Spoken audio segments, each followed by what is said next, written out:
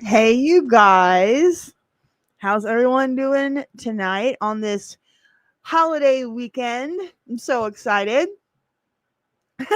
That's exactly why I started with it. I don't get tired of the epic HBO bump. We're not even watching movies or talking about movies tonight, but it's such a great old video that anybody who grew up in the 80s remembers. So even if you didn't have HBO, somehow. How's everybody doing tonight? We got Becky L. Stout, Ryder, Rashad Grice, Todd Bond, Robert Rodriguez, Van Whalen, I like it, Higgy04, Vzak, Jason Crawford, level 1 to 3, Vector K. Thank you guys so much for joining me tonight. I think we have some new people here. The video that I posted yesterday has done really well and gotten some new subscribers. And yeah, so I hope I have some new people joining me tonight. Zen Waters, how's it going? Leigh Fainer, how's it going? Dale Glassmeyer. Awesome. I'm glad you liked it.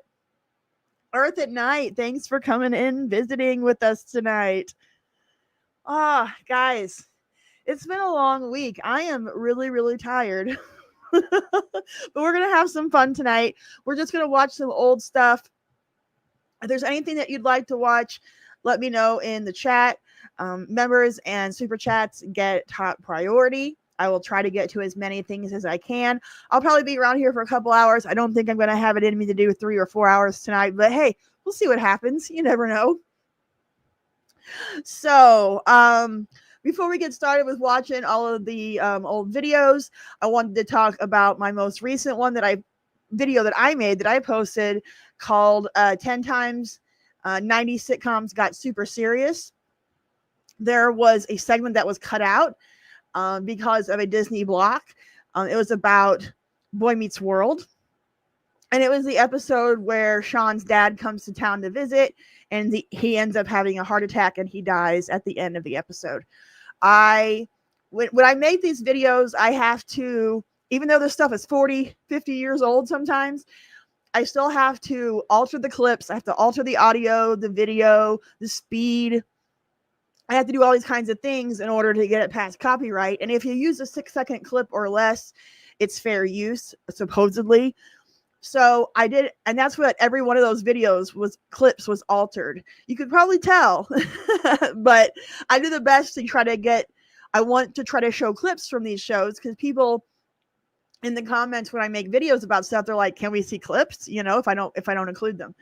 So I did everything I could to get Boy Meets World past copyright. Disney was not having it. They were claiming the entire segment, like with my commentary and everything, not just their clips of Boy Meets World. I don't know why, but they just were not having it. I spent all day on it to try to get it, acceptable, and I just got a no constantly. So finally I was just like, screw it. And so yeah, so that's what happened with that. I wish I can probably show it to you and just stop it a little bit at a time. Maybe we won't get kicked off. So yeah. Well, yeah, I mean, they weren't even taking ad revenue. Like it was straight up globally blocked. Like nobody would be able to see my video. It's weird what they claim and what they don't. There's no rhyme or reason to it. Obviously, it's all done by AI. So you don't even have a person reviewing it. It's just gets triggered in their AI, whatever they do to it. And I don't know. Yes, that's why the Blossom audio was altered. All of it was altered. Everything that you saw was altered in some way. Like I either, fuzzied up the video, zoomed in on it, sped it up, slowed it down, changed the color, changed the, flipped it around, mirrored it. It's a constant battle. It just amazes me that stuff that's 40 years old still gets copyright claimed. But it is what it is. All right. So would you guys like to see the segment that I cut? I think it'd be fun. Let's see if I can bring it up here.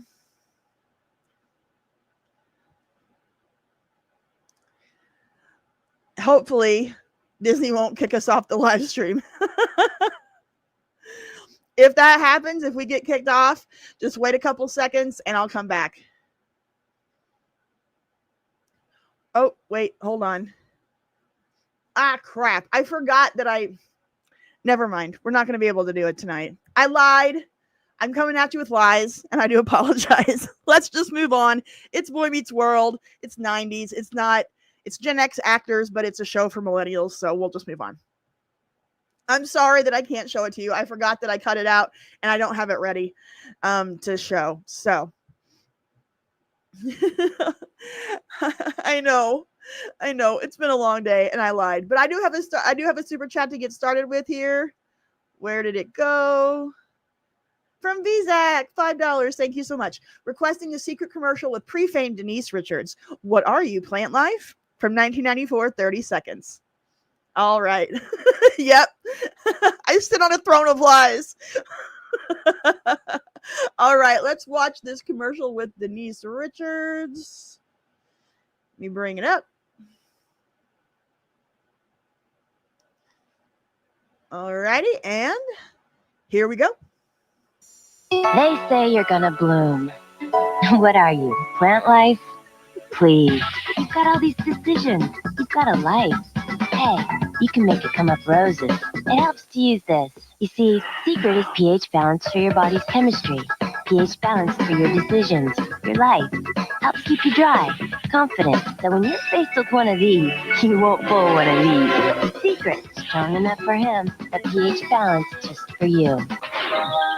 Oh, that is very much Jared Leto. Go back. This is Jared Leto before My So-Called Life. Trust and believe, absolutely. I'm a Jordan Catalano connoisseur. I know everything. But yeah, that's Jared Leto. Oh, man. That was good. I love seeing commercials of, with people before they were stars. It's pretty fun. Yep, that's Jared Leto. Woohoo! AKA Jordan Catalano. Yeah, he's crazy, but Hollywood makes makes everybody crazy. Oh man, that's good. Let's see. I love old commercials. Here's what I like I said with stars before they were big. Like this one. Hold on, Sarah. This is from 1983. I think 1981. There's a few different ones when Sarah Michelle Gellar was a commercial actress. A very, very big message for grown-ups. Do I look 20% smaller to you? I'm nice to McDonald's. When I order a regular burger at McDonald's, they make it with 20% less meat than Burger King. Unbelievable. Luckily, I know a perfect way to show McDonald's how I feel. I go to Burger King. Aren't you hungry for Burger King now? She was a cutie pie. Then they did one the next year that has Elizabeth Shue, Sarah Michelle Gellar, and Leah Thompson, I believe. This is a Christmas commercial. Have yourself a merry little Christmas. May your days be bright. From now on, your troubles will be out of sight. So there we go. We got Sarah Michelle Gellar here on the left. We got Leah Thompson in the middle, and we got Elizabeth Shue here on the right. I don't know who these two ladies are up behind them. From now on, your troubles will be out of sight. Have yourself a merry little Christmas now. Merry Christmas, McDonald's. Happy New Year! Happy holidays, everybody! There you go. Good times, right?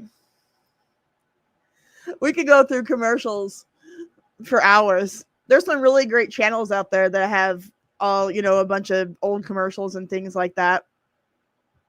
Let's see. Kadeem Hardison of a Different World, Burger King, 88-89. Let's look at it.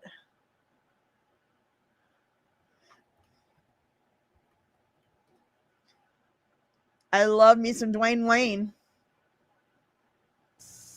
The Thinking Man's Guide to Burgers. First, you get yourself a happening piece of equipment. Dual burners auto-ignite the works. Then go to Burger King for the burgers. Yes, any thinking man knows that Burger King does it like you do it. Flame broil so they're sizzling, juicy, and so tasty. Then you don't have to clean your fifth new grill. Now that's thinking, man. We do it like you do it. When we do it like we do it at Burger King. Okay, wait. So Sarah Michelle Gellar got sued as a 5-year-old? Hold on, we need to find out. No, that wasn't Wesley Snipes. That was Kadeem Hardison. He played Dwayne Wayne on A Different World. Let's find out if Sarah Michelle Gellar got sued. Let's see what the internet has to say. Get sued by McDonald's. All right. Let's read the article.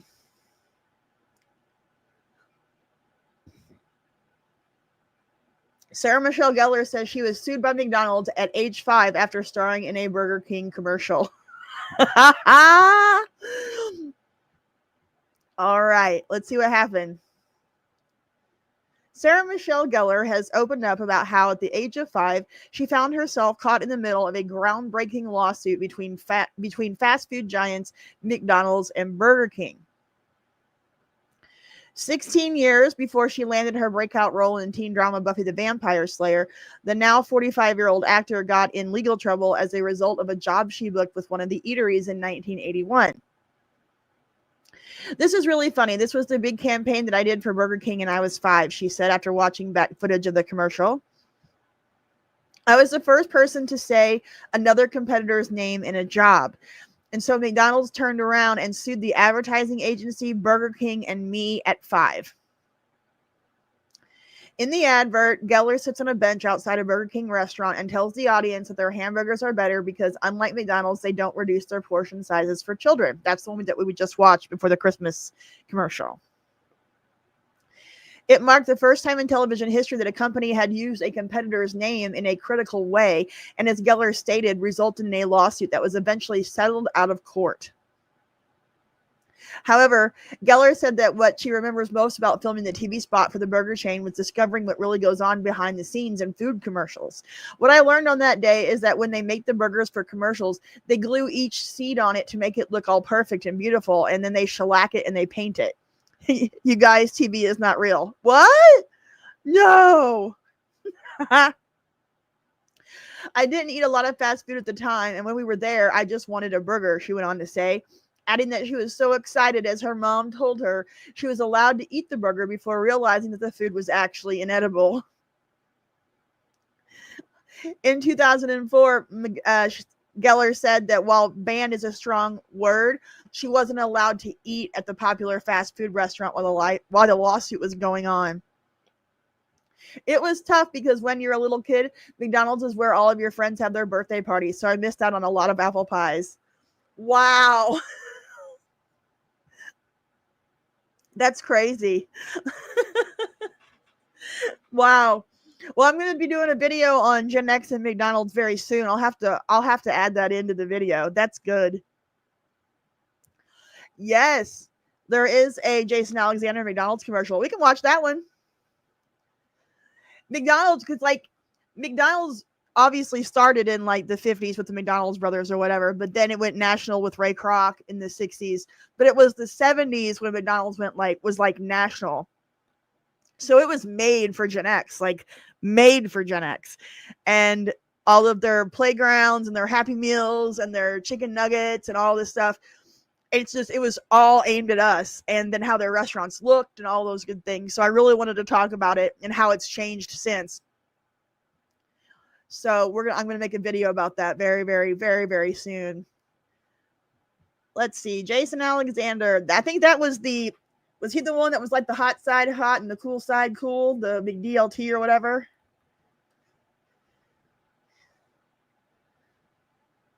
say you're getting tired of lettuce and tomato hamburgers in this town that don't quite make it? Yeah! You say that just once you'd like your hamburger hot and your lettuce and tomato cool and crisp all at the same time? Yeah! Well, I say you got it. I'm talking McDonald's new lettuce and tomato hamburger, the McDLT. I'm talking quarter pound of beef on the hot side. And the hot stays hot. The new McDLT. Hot, hot. Crisp lettuce and tomato on the cool side. And the cool stays cool. The new McDLT. Cool crisp. The beef stays hot, the cool stays crisp. Put it together, you can't resist. The hottest taste, the coolest dish. Keep it hot, hot. Keep it cool, cool. McDLT. McDLT. Hot beefy McD. Cool crisp LT. McDLT.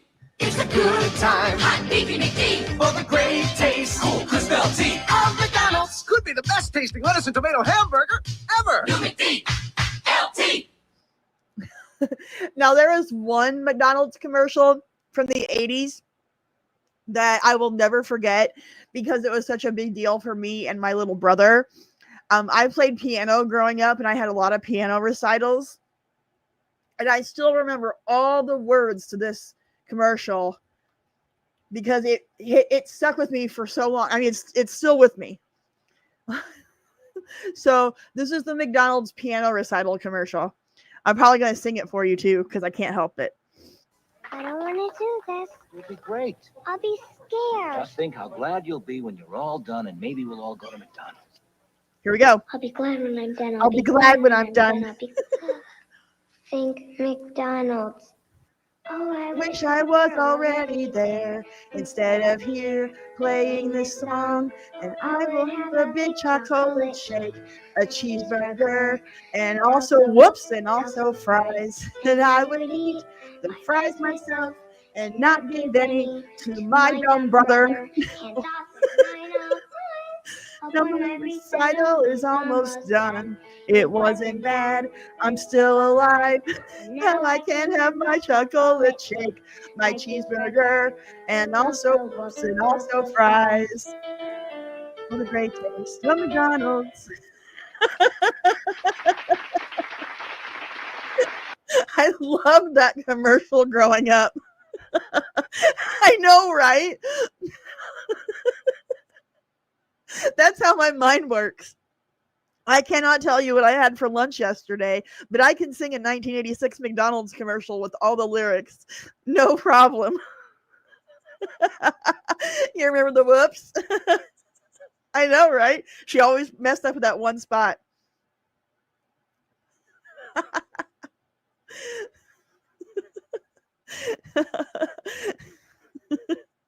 Oh, let's see. Let's do I like this McDonald's commercial train that we're on. Let's do Mac tonight.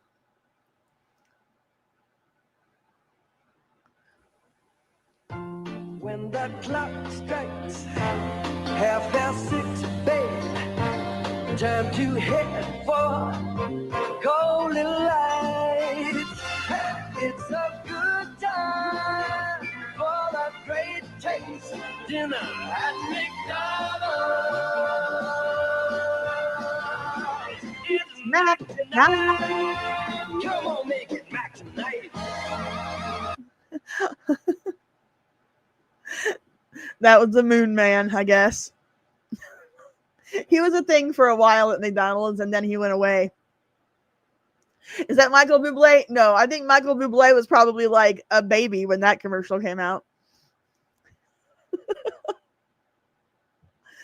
Let's see. I'm liking this. This is fun.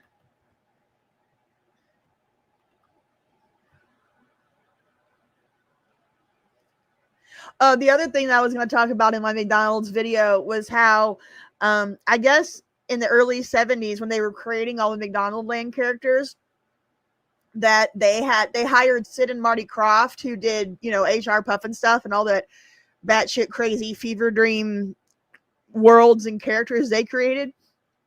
So they hired Sid and Marty Krofft, and then they fired them and then changed the characters and the stuff that they had pitched, slightly altered them just a little bit to create their McDonald's Land characters. And so there was like a whole big lawsuit that went to the Supreme Court. And I was just in shock. Hamburger University with Ronald McDonald. Good morning, class. Good morning, Ronald. Today's subject, the Hamburglar. The Hamburglar is very clever and very sneaky. The Hamburglar! And he loves taking McDonald's hamburgers. So, what should you yell when you see it? Help Ronald, sailor! That's right. Uh-oh. Hamburglar. It's a good time for the train. You've got a lot to learn. Don't take burgers, Rubble Rubble. McDonald's. Silly Hamburglar. Oh, we have I love the channel. I love the 80s. Has a whole bunch of commercials. Let's watch a few. Good time, great taste. That's why this is our place. The good time, great taste of McDonald's. All right, that's their intro. This is from 1980. Come on into McDonald's and watch the fastest show in town.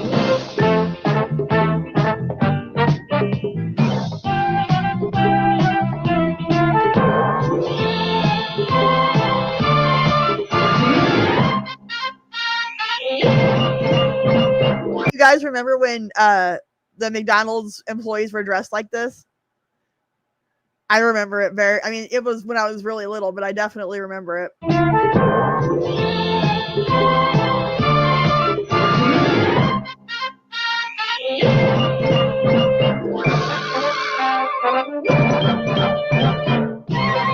The fastest show in town.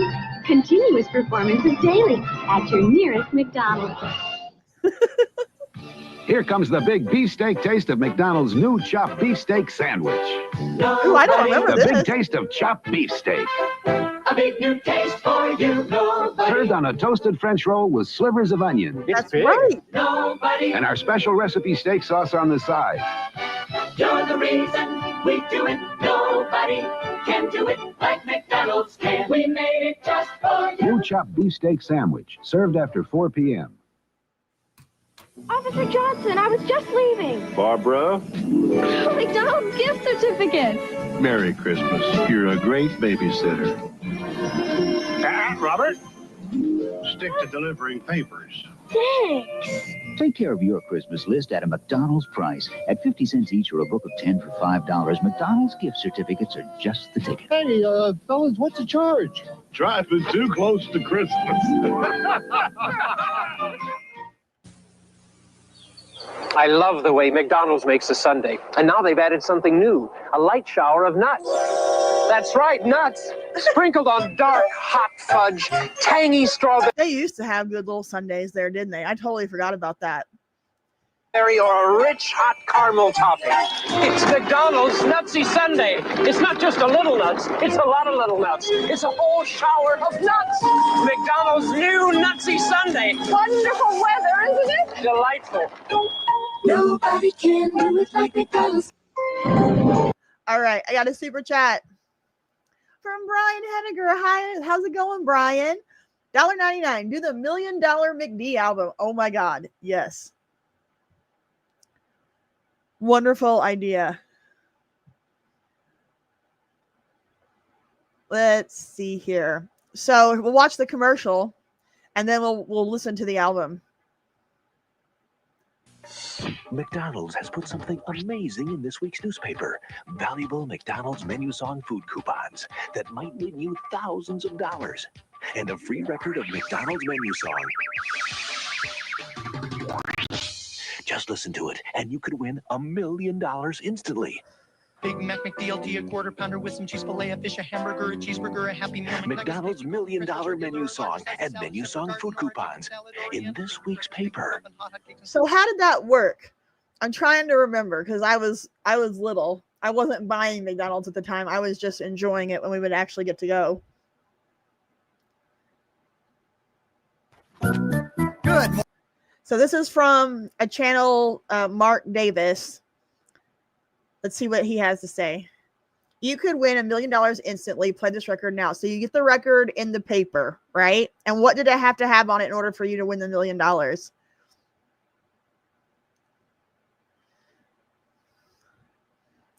It's based off of the song Life Was a Rock, but the radio rolled me by the band Reunion. Okay. Let's see what it says. Good morning, class. Today we're going to learn the McDonald's menu song and give a listener out there a chance to win $1 million. So, repeat after me. Repeat after me. No. No. Oh, okay. Okay. Here goes. Here goes. Okay, so if the singers messed it up, then you didn't win. So it had to be the perfect song. Okay, all right. That makes sense. Mac McDLT, a quarter pounder with. Hold on. No.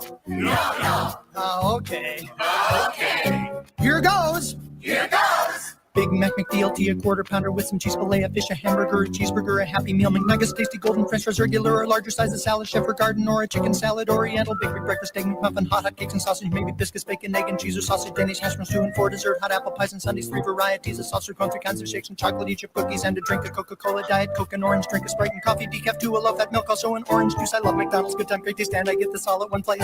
Got it? Woo! Okay, now you do it. Big Mac McDLT, a quarter pounder with some cheese.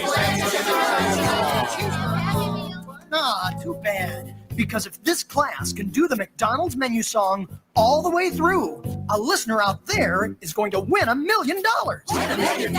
Yeah. So let's try again. Let's see here. Here was the rules. No purchase necessary. Had to be 16 to play.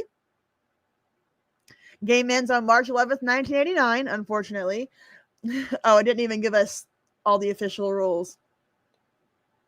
$1 million prize payable in installments to the individual person who received the winning record. The odds of winning were 1 in 80 million. Note, please place a coin near the record center if the record slips.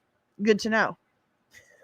Let's try again. Big Mac McDLT, a quarter pounder with some cheese. Big Mac McDLT, a quarter pounder with some cheese. Filet of fish, a hamburger, a cheeseburger, a Happy Meal. Filet of fish, a hamburger, a cheeseburger, a Happy Meal. You're on a roll. Keep going.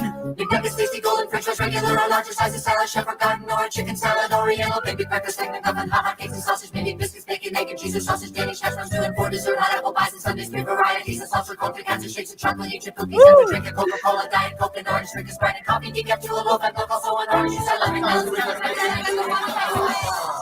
Oh, we're so sorry. The person listening to this record didn't win the big prize, but tell him to check out those coupons. Check out those coupons. And get him down to McDonald's now to save money on great McDonald's food and give him more chances to win more prizes. More prizes. And you guys, yes, sing something else.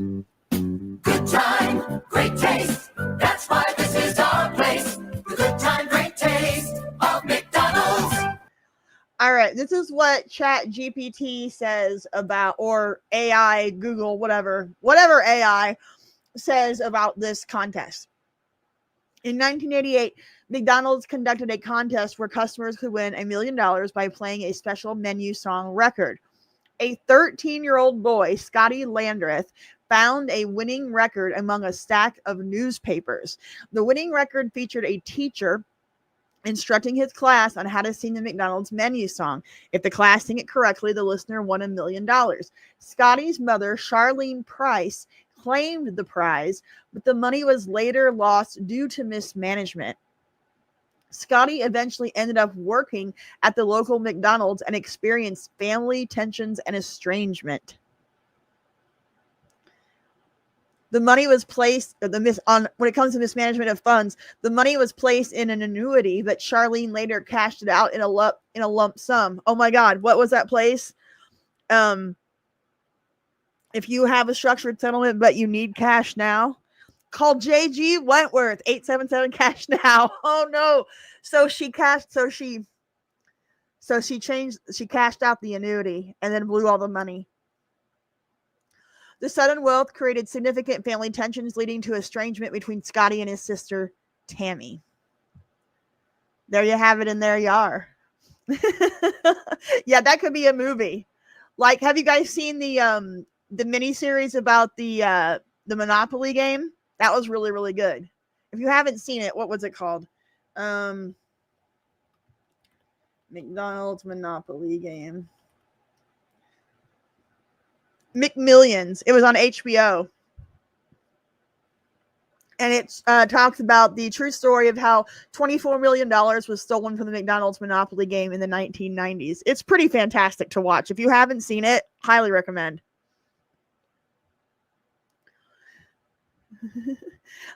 I know, money toward the family apart. Shocking. Oh, Christopher Baker, $10. Thank you so much. We got a member.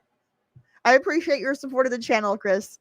Wrangler Jeans had a commercial with a guy who got up early in the morning and went fishing with his old dog.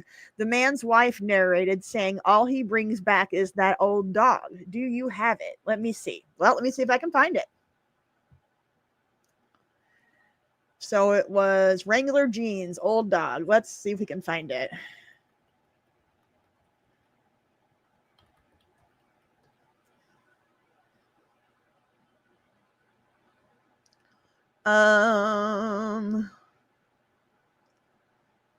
Might take me a second to find it.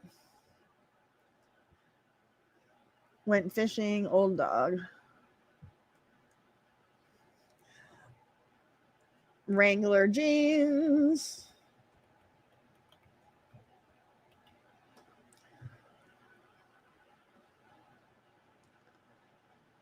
Let's see. It keeps bringing up the George Strait commercial with the check yes or no. Wrangler Jeans commercial. Guy goes fishing with his old dog. I don't know. We'll see if we get... No, that doesn't look right either. Give me a second to see if I can find it, and we'll watch something else in the meantime. Thank you so much for the super chat. I really appreciate it.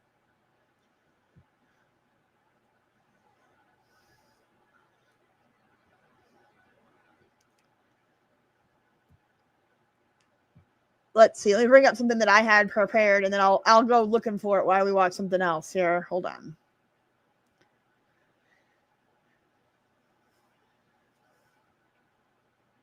I'm a little slow tonight. Woo! Oh yeah, here's what I wanted to watch. Here is a. Do you guys remember watching Saturday morning cartoons and seeing these one to grow on PSAs? We watched a couple a few weeks back, but here's a whole compilation.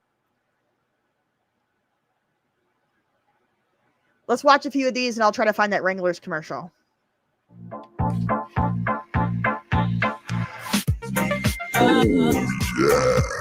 Let's see. This is a. I don't know what channel this is. Let's name the channel. L33T guy. Lee. I don't know how to pronounce that. All right, here we go. Here's the one to grow on.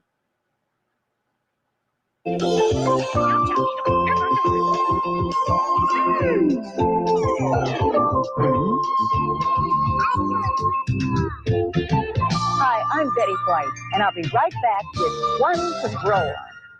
Luke, just because Mom and Dad are gone for a few hours doesn't mean you have to hog the bathroom. I'm not. I can't get the door open. It's stuck. Oh, great. Hurry up. The toilet's overflowing. I accidentally flushed a brush down there. Oh, gross. Ah, get me out of here. There's water everywhere. Who do I call? What do I do? Don't panic. If you know you're going to be alone in the house, make sure you have a phone number of a neighbor or a relative handy to call in case of an emergency. Ask your parents where they'll be, and keep numbers for the police and fire departments by the phone. Knowing who to reach in a hurry will take away the need to worry. Mom, Bobby's mom! Mrs. Witherton, boy, am I glad I found your number. See you in a couple minutes. Hang on, Luke. Help is on the way. And that's One to Grow On. Hi, I'm Michael J. Fox, and I'll be right back with One to Grow On. I don't know. Come on, lighting matches can be fun. What's so hot about playing with matches? Every year, thousands of people are hurt or are left homeless by the careless use of fire. Fire is a tool. We cook with it. It keeps us warm. It gives us light. But it can be very dangerous. It is not a toy to be played with. Because if you use fire improperly, it can cause a lot of trouble. It can even cost you your life. You burn me up, Harry. What's the point of playing with fire when you could burn both of us? Or burn something that we don't want to burn, like my books here. Gee, I never really thought of that. Would you want to do something real fun? Yeah. Let's go see the creature that ate Ralph. Now there's a hot idea. Come on. And that's when to grow on. Hi, I'm Kim Fields, and I'll be right back with One to Grow On. Real quick, yeah, that Wrangler commercial is going to take me a while to find. So I'm going to make a note of that and try to have it for next live stream. That's a tough one. You've challenged me, and the challenge has been accepted. I just don't want to sit around and try to find it tonight while I'm trying to do other stuff. So thank you so much for the super chat, and I will see if I can get that on for next time. Hey,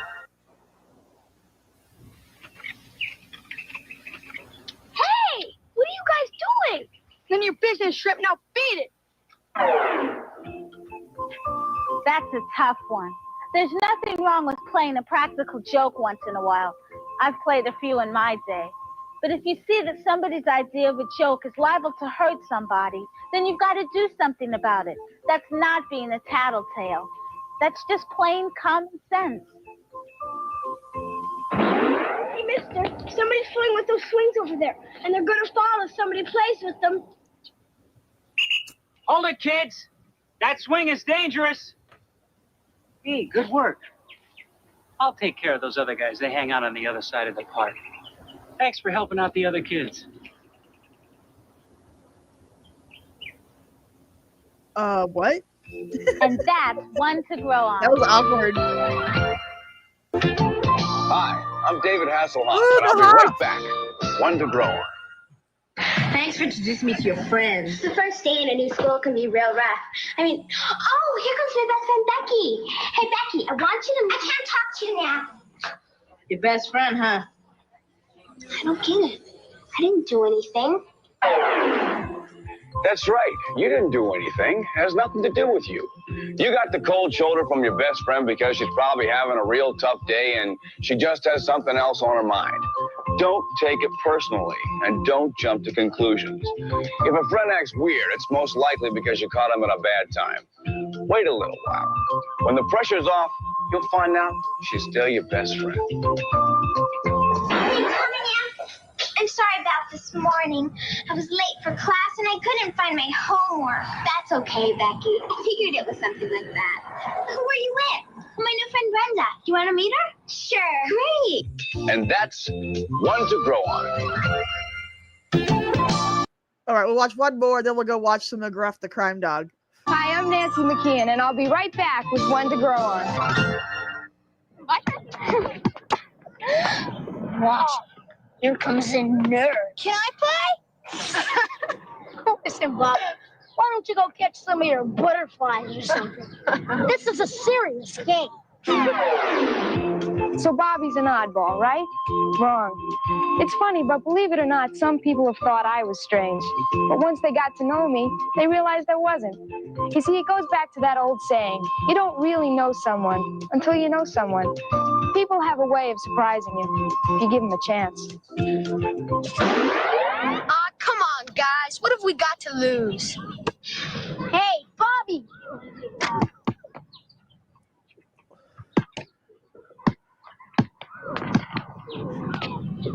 Hey, I didn't know I could shoot like that. And that's One to Grow On. Hi, I'm Ricky Schroeder, and I'll be right I'm not going to be able to stop. We just got to keep going. There's too many I want to see. back with One to Grow On. Oh, no, Thomas. I didn't do it. It was Katie. Katie can't even reach the faucet, Thomas. Oh, yeah, a burglar did it. He was trying to steal the towel. Bugs and I scared him away. Uh-huh. He was wearing gloves, so I don't think there were any fingerprints or anything. Thomas. Everything was fine until this giant prehistoric monster stuck his head through the window. I guess he was thirsty. Who are you kidding? Lying might get you off the hook once in a while. When you're caught lying, it's awful. And if you lie all the time, people won't pay attention to what you say anymore. So why not tell the truth and face the music? You know, I mean, maybe yes and maybe no, but I think here's the thing. We've stopped basic level of instruction, like completely. So, you know, it's good to have these basic things, kind of like with Mr. Rogers taught us very basic things when we were very little in Sesame Street.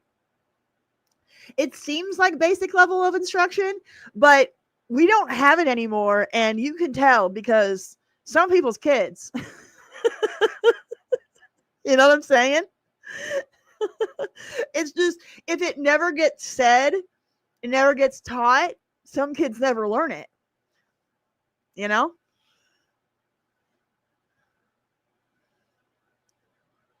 It's hardly ever as bad as you think. Hi, I'm Byron Allen, and I'll be right back with One to Grow On. Watch this.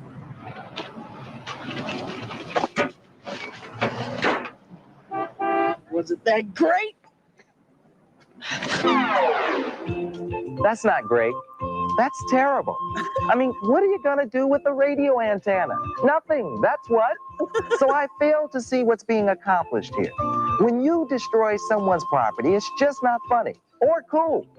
How would you feel if someone trashed all your stuff like that? Listen, there are a lot of ways to have a good time, but destroying someone else's property just isn't one of them. Hey, Dad, can you listen to the game on the radio? Oh, sure. Why not? Uh-oh. Oh, no. Somebody's busted my antenna.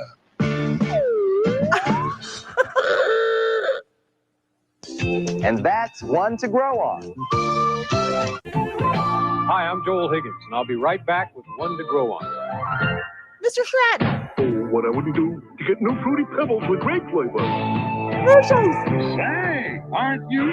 Grape is what I like. Give me Fruity Pebbles and I'll let you ride my bike. You love these new Fruity Pebbles with grape flavor. Purple, purple. Great, great. New Fruity Pebbles taste so great. Barney! Uh-oh, time to pick up the beat. New Pulse Fruity Pebble cereal with grape flavor. Part of this nutritious breakfast.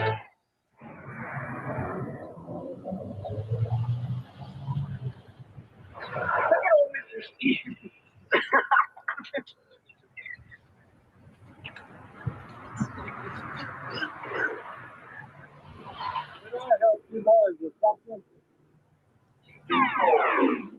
What's so funny?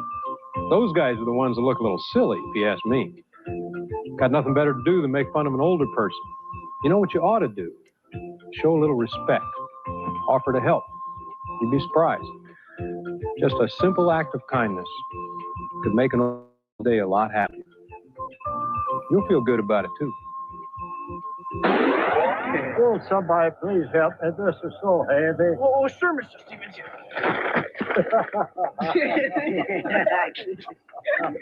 Guys, what you got in here?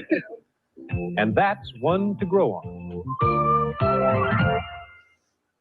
Hi, I'm Dwight Schultz, and I'll be right back with One to Grow On. Where are you going, honey? Oh, Jerry White and I are going to go play some ball. Isn't he the new boy down the block? Uh-huh. I don't know if I like that boy, Adam. Oh, Mom. There's something about him that's different. Maybe you shouldn't play with him. Hi, Adam.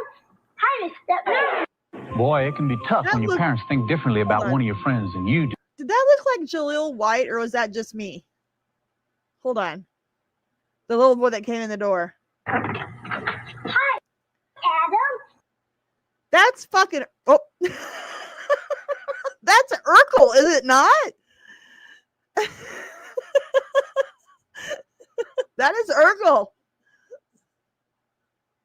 Hi, Mr. Boy, it can be tough when your parents think differently about one of your friends than you do. But there is a way to solve the problem of choosing between dropping one of your friends and disobeying your parents. Find out what it is that your folks don't like about your friend, and at the same time, assure them that you're not so foolish as to let somebody rope you into trouble. That way they can give your friend a chance and rest easy about you. I'll tell you what, Mom. I promise I won't get into any trouble. And, Mom, if you get to know Jerry, you'll like him. Why don't you invite him to dinner next week? All right, Mom. And that's one to grow on. Hi, I'm Tom Bray, and I'll be right back with One to Grow On. I don't remember this guy. I'm glad you could come over, Beth. This dumb babysitting job is boring me to the max. Yeah, but the baby is crying. Shouldn't you do something? He's always crying. So what? Just put on some music. He'll stop in a while. No, ma'am. Oh, wait a minute here. Something's wrong. Well, when you take on a babysitting job, you take on the responsibility that goes with it. Listen, if you have a job to do, you owe it to everyone, including yourself, to do it right. Well, even if you don't care, I do. What? I'm glad you're not taking care of me. Maybe she's right. I guess I better take this job more seriously. Hold on, I'm coming. And that's One to Grow On. Hi, I'm Perry King, and I'll be right back with One to Grow On. Margaret, stop fooling around in there and get ready for Aunt Myrna's accordion recital. Mom, Mother's recital. I told you I missed other plans last week. Whoa. Now, I'm not a big accordion fan myself, but when you think something isn't fair, throwing a fit is not the way to get your point across. Perry King's mustache game was strong in this one. I like it. Believe it or not, people will listen to your side of the story if you just approach them the right way. So instead of making like Attila the Hun, take a deep breath and try making sense instead. Margaret, you didn't mean to talk to me that way, did you? I went a little bonkers before. Do you remember last week when you gave Josh and me permission to go to Ocean World? Patty's family, remember? Oh, I forgot. Okay, you two. I'm sure Aunt Myrna will survive without you. And that's One to Grow On. Hi, I'm Mr. T, and I'll be right back with One to Grow On. Strike three, you're out. No, I'm not. You're crazy. That was strike three. That's it. Kaplooey, you're gone. I deserve another pitch. Yeah, like you deserve another brain. I'm gonna take my stuff and going home. Oh, screw you. I'm going home. Someone's acting like a chump. Who said just because you brought the ball that you get to make the call? Even Mr. T doesn't call all the shots. When you're part of a team, and I know something about teams, you like to work together. Sports should be fun and having a good time and learn to play together. That's it.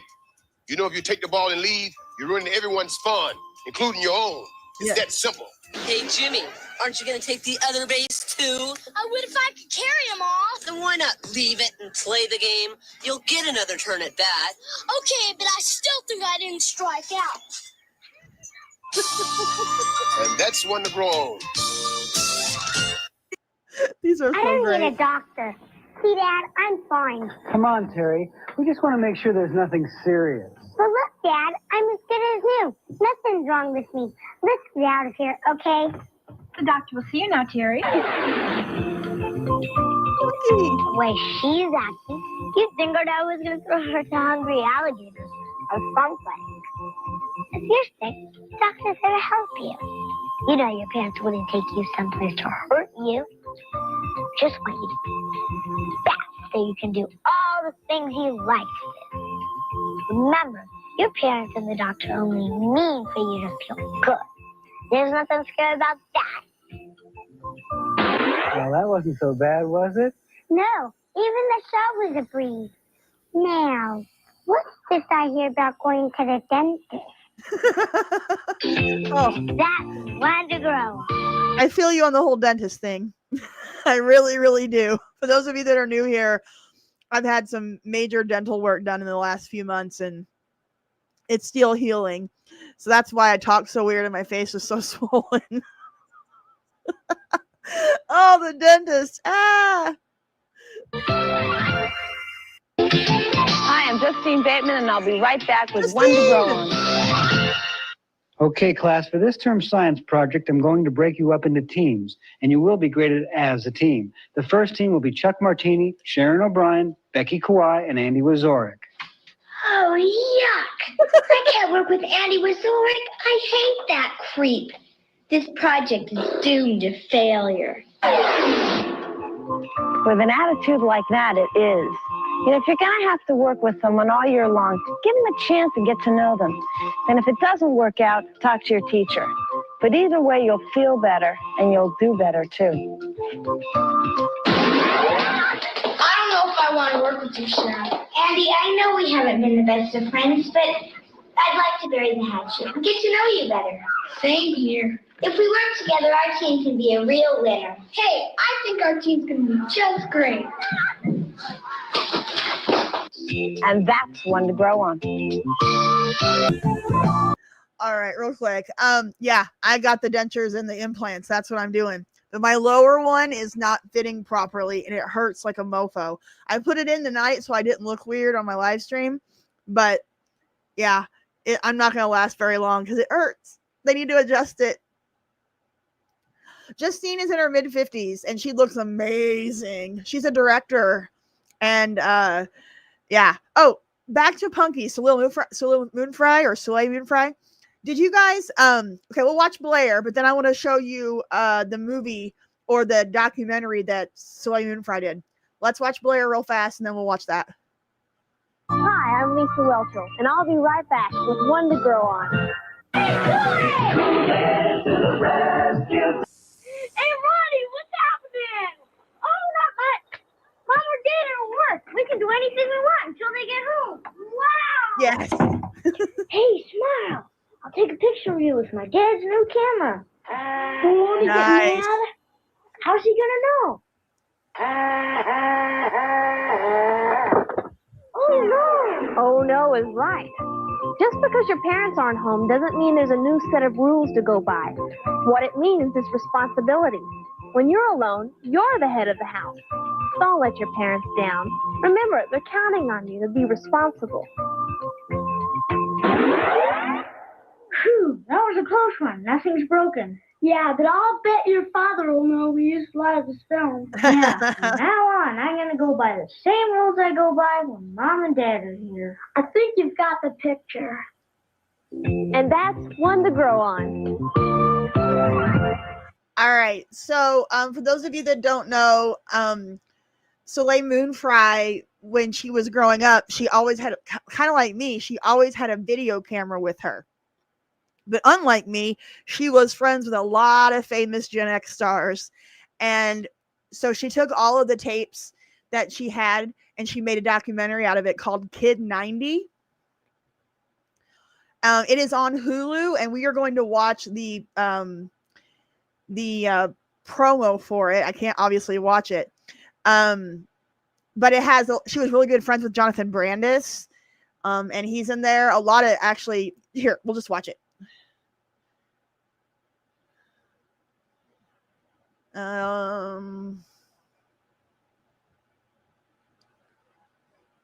Whoop.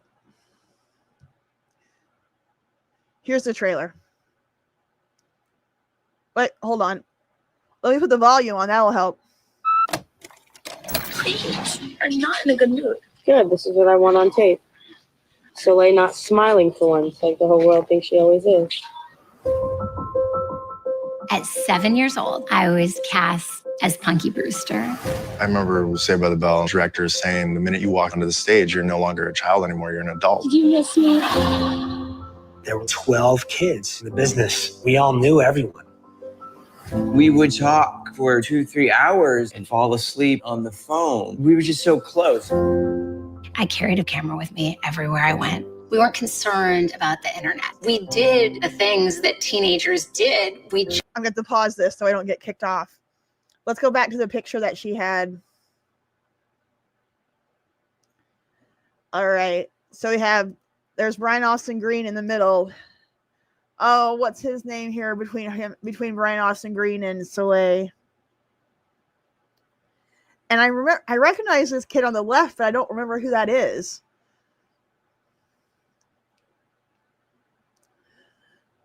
Oh, it's gonna drive me nuts. All right, we'll keep it going. I just have to pause it every few seconds so I don't get. Yeah, that's the guy on Charles in Charge. That's where I know him from. Stephen Dorff. Thank you, Amy.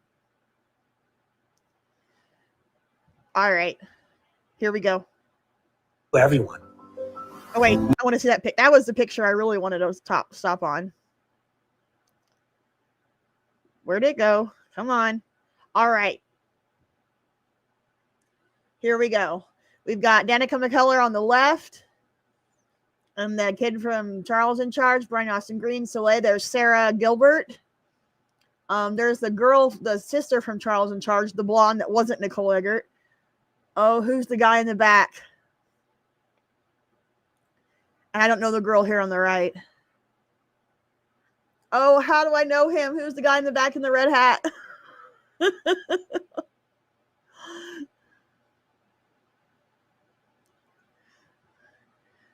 Oh, that's gonna drive me nuts. Somebody will come up with it.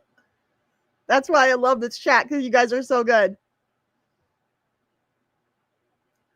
All right, let's keep going. Oh, that's J.R. Ferguson from Evening Shade. And he was on Mad Men and The Connors later on.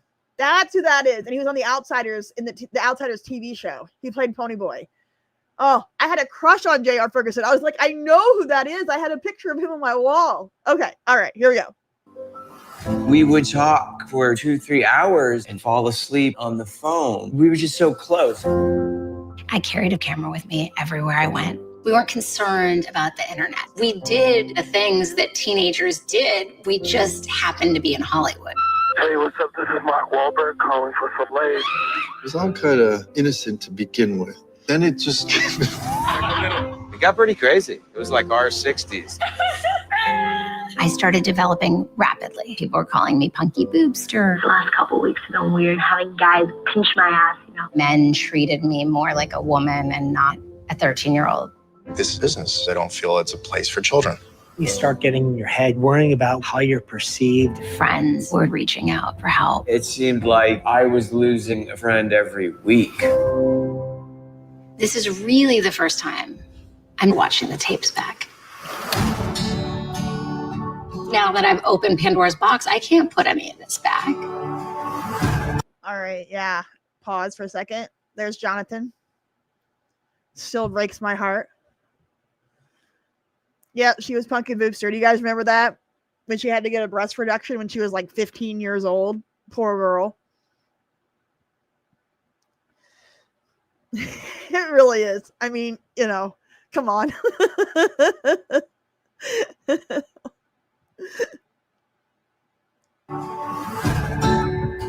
The most awkward period in your life, and that's when we were in front of the cameras. By you sharing these tapes, you realize you're not alone. I felt like I was alive when I was in the rawness of it. The amount of love that was there. Learning who I was and what life was meant to be, that was with you. I didn't know what true self-love was until this process. Can't believe you have this. I don't know the ending. I am absolutely discovering it as we go. The big question is, what happens once I unlock the vault?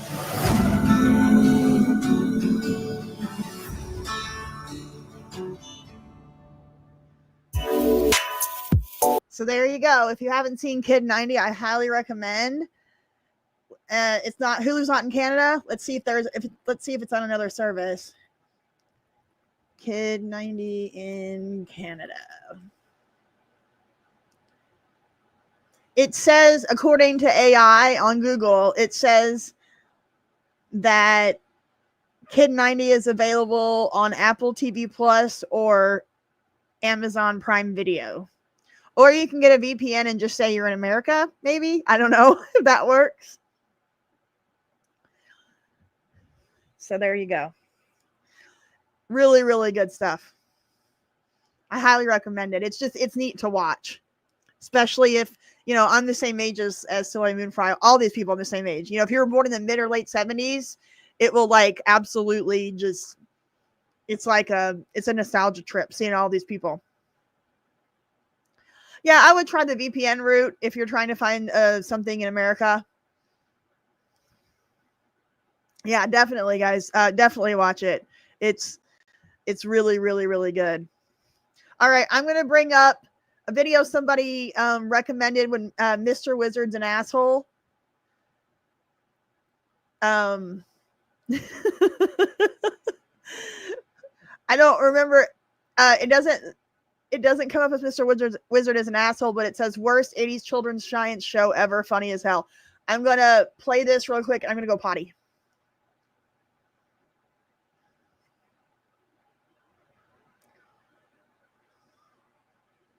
Maybe I should turn the volume on.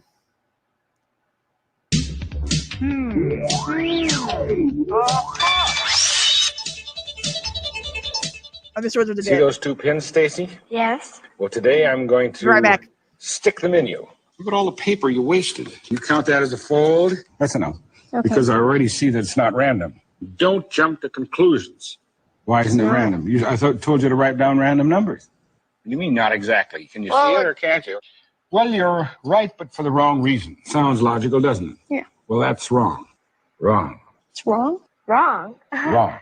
That's right. Not right. That's how I was wrong? That's how you were wrong. What did he say? He said he's incapable of making a mistake, therefore I must be wrong. M-I-S-S. You don't have to say anything. The computer is saying them for you. Okay. Try not to hit the table. Try instead to hit that little thing, okay? You're seeing a beam of light. No, you're seeing the little pieces of dust. Well, you call them fingers. I'll call them propellers. You have to make the hole bigger than that, obviously. Haven't you ever seen a sliced banana before? You can't blow up a baby's nursing nipple? Well, you have one of those inside your head. I do? Yeah, it's called a brain. Come on, Eugene. Come on.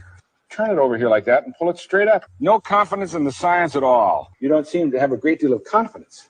But it might come back and hit my face. There, it's popped off. Oh, Wow, hit you right on the head, too. There you go. Ouch. Hot wax drop on your finger? Yeah. Well, hold it straight up, then it won't do that. Wait a minute. Wait a minute. Hold it a minute. Stop it. I can't help it. Stop it. Get up. Stop it. Get up. Stop it. I can't get up. Yeah.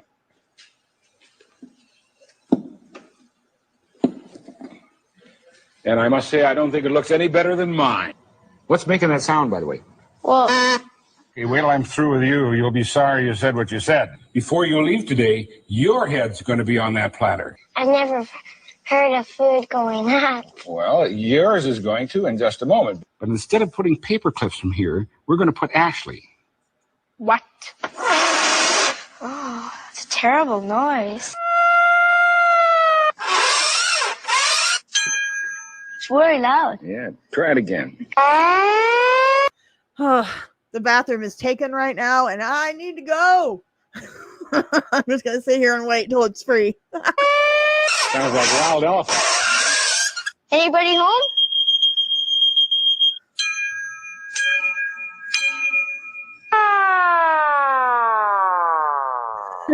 Well, have fun. Count yourself, because I'm leaving. Okay. Bye.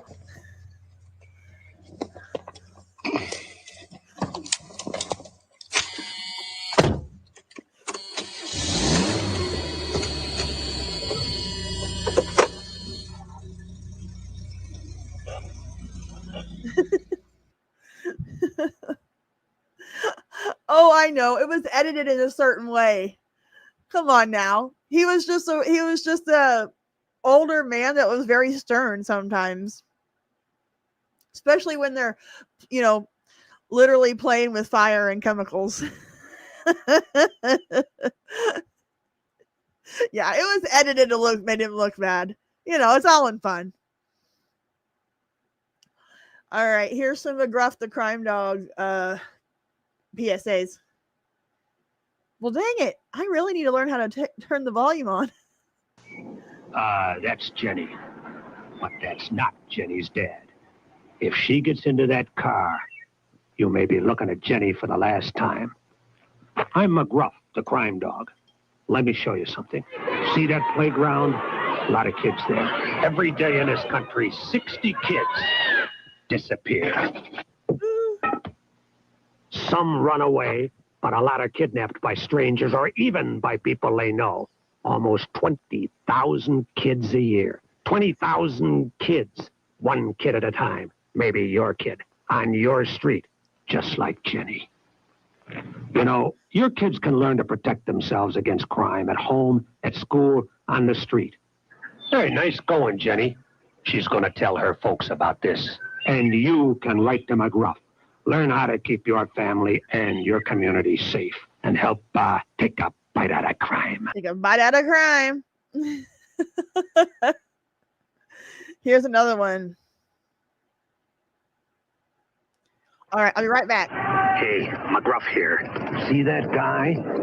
He's stealing that bike. Now, see that lady? Bike theft. She's calling the cops. This is Mimi Marth, part of the Eyes and Ears Patrol of Hartford, Connecticut. There's 126 of them, regular people like you and me, working together against crime. Here's another one, Albert Bell. Yesterday, it was his turn to patrol. Halfway down a block, Albert sees a strange man nosing around a Barnett's basement window. Gray jacket. So Albert calls the cops fast.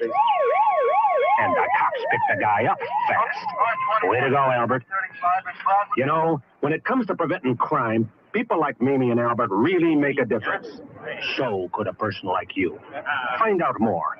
Write to Box 6600, Rockville, Maryland, and help take a bite out of crime. We'll watch a couple more.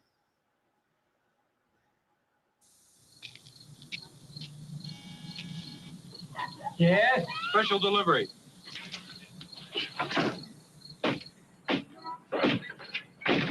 Hold it. I'm McGruff, the crime dog. This was Detroit 2 years ago. John Petros was wounded, the crook got away, and the crime business was booming. I couldn't afford to leave, and I didn't want to leave. We might want to patrol up and down the alley. So John and his neighbors fought back. So everyone understand your assignment for this evening? Together with the cops, they formed a neighborhood watch program. That's John and his neighbor Walter today on CD patrol. When they spot a suspect, they call the cops, and the cops are on their way. Hey, that's pretty fast, guys. Since this neighborhood program began, crime in John's neighborhood dropped 50% and property values doubled. We made a difference. And you can too. So find out more. Take a bite out of crime. And there you go. That was fun.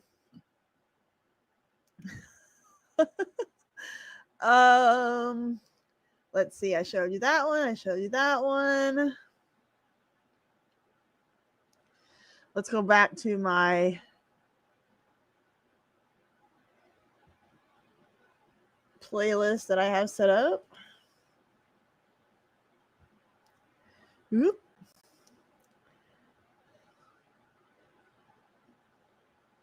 Oh, here's a compilation of some PSAs, the more you know. These are from the 90s. I know there was some in the 80s, but these are from the 90s. This is from the channel Retro Renaissance.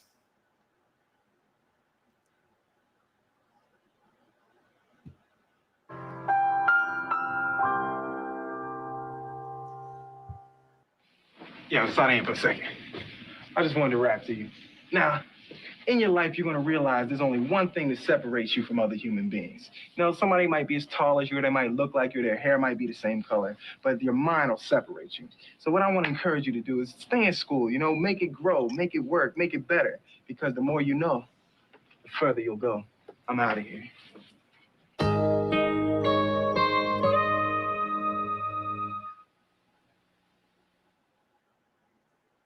If you're pregnant, do you want your baby to have your eyes, your smile, your crack habit? Ooh. It could happen. When a woman does crack during pregnancy, so does her unborn baby. And that can cause addiction, brain damage, and birth defects if the baby lives. But that won't happen to your baby if you don't do crack. The more you care about your baby, the more you have to care about yourself.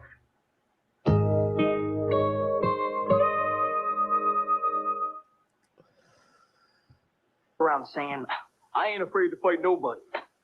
please. We're looking at a major shortage of brain cells here because anybody in their right mind is scared of fights. And it's okay to be scared, and it's okay to walk away. It's a good way to avoid winding up with a face that looks like a raw meatloaf. So use your head for something besides a punching bag. You're smart enough to walk away.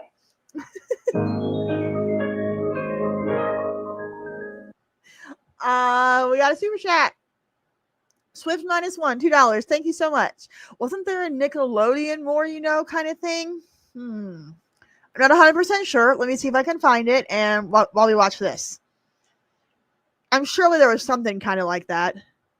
That makes sense. I mean, look. Used to be, the questions asked in this room were about spelling and geography.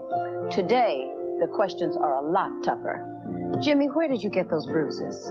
Johnny, are you high on something? Mary, are you pregnant? There's a lot more to teaching today than the 3 R's.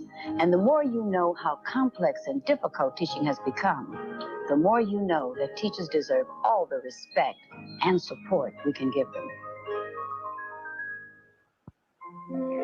If you're looking for a career that'll give you some real rewards and a few headaches, how about becoming a teacher?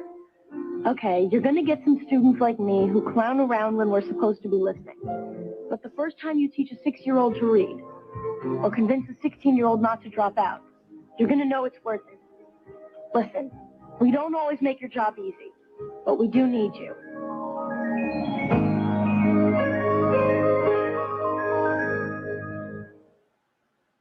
Being a teacher isn't easy. Just getting some kids to do homework is tough. Were we supposed to memorize our lines? But somehow teachers do get the kids to study. All of the Lawrence brothers.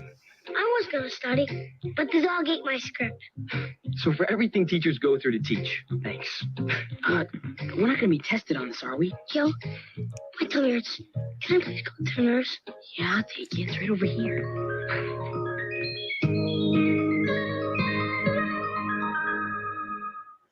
The only thing I could find was this PSA from Nickelodeon.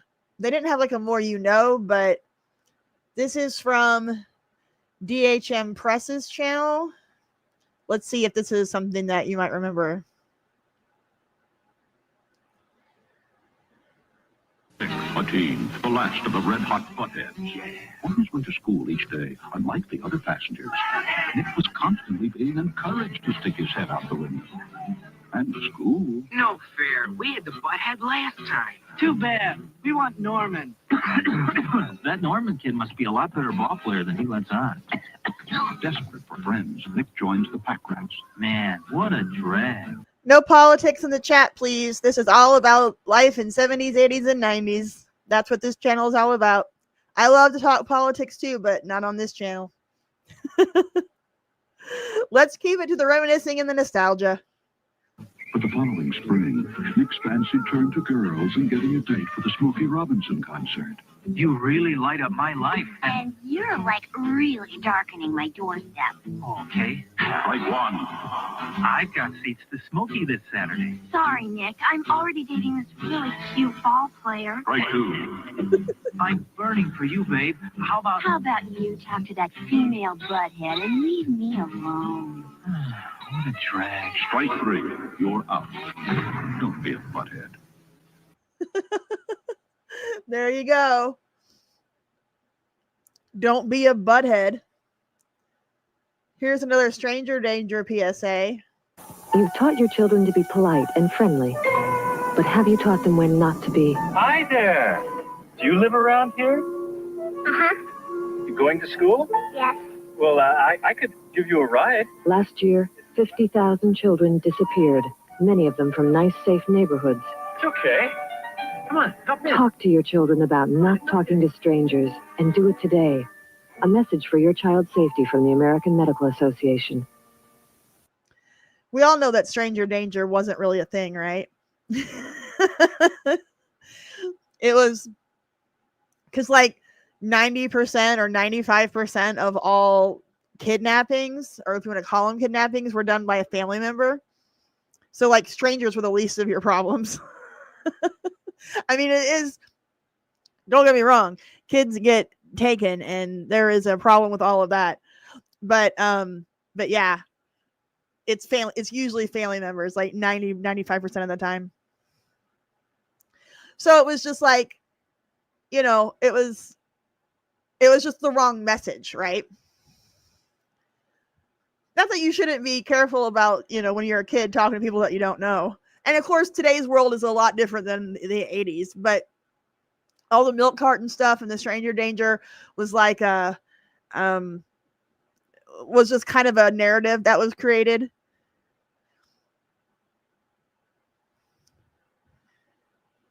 And now kids don't ever go outside at all.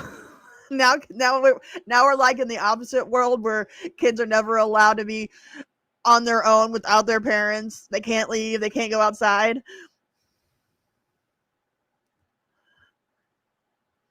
It's very sad. And like, we don't even have, like, you know, all those places that we used to go, all the parks and the you know, the sidewalks and streets we could ride bikes on, and all the stuff that we did. All that stuff is like gone now.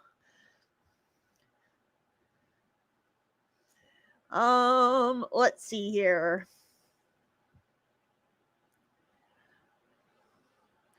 I did want to, let me go to my personal channel, my personal page, because I have some stuff saved over there.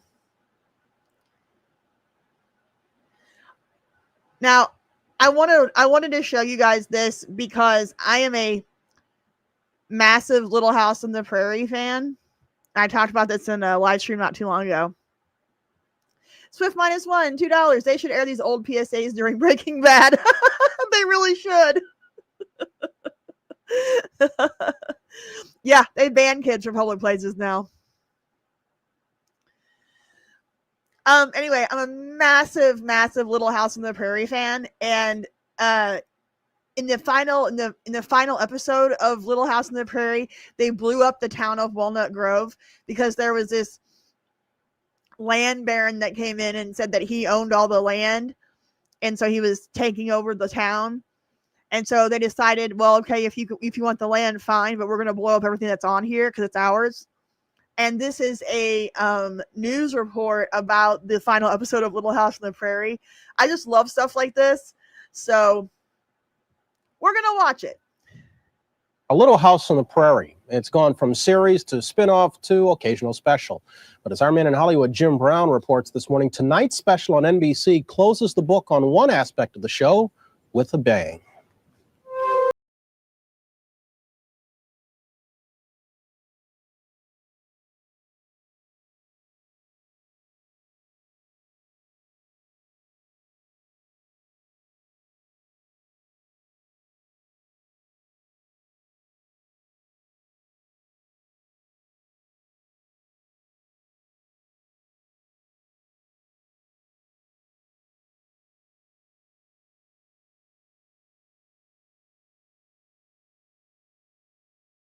Can we go in now? Not just yet. Charles! We've all been in the house 100 times. But not today. Today's special. We're basically tied to characters from the book. We try to be as loyal to them as we possibly can. We don't tell the stories that they told in the book because there just aren't enough of them. That's Michael Landon in 1979, and he was able to develop enough story ideas to carry the show forward 5 more years. Although television's Little House, based on the books of Laura Ingalls Wilder, used many continuing characters, the best known remain Landon and Melissa Gilbert, who was 9 when she did the series pilot. It was Wilder's premise and Landon's own vision that set the basic values for this series of home and family with a strong father figure. Many of the early stories were built around Melissa as Laura. Oh, Pa, I was going to give you so much. That's the Fool's Gold episode. I love that episode. I love Michael Landon. Like, he was my TV dad. I never miss an episode of this. Watch it constantly. Still do. What makes me so sad about the fact that they blew it all up is that you can't go visit it now. Like, I would love to be able to go visit these sets. It sucks. I was going to buy Ma all she wanted at Olson's, and I was going to buy you a big house and everything. And now look at it. There's something we can do. Starts running our boarding house. Laura's reference to the land is the land where the town of Walnut Grove stands. The battle over its ownership provides a dramatic conclusion to the 10-year run of Little House. And the parallels with the series' cast and crew become obvious. When the film company leased the property to build the town's sets, the lease required them to restore the land to its virgin condition when the lease expired. So Michael Landon wrote a script for this last show that requires the residents to blow up their town.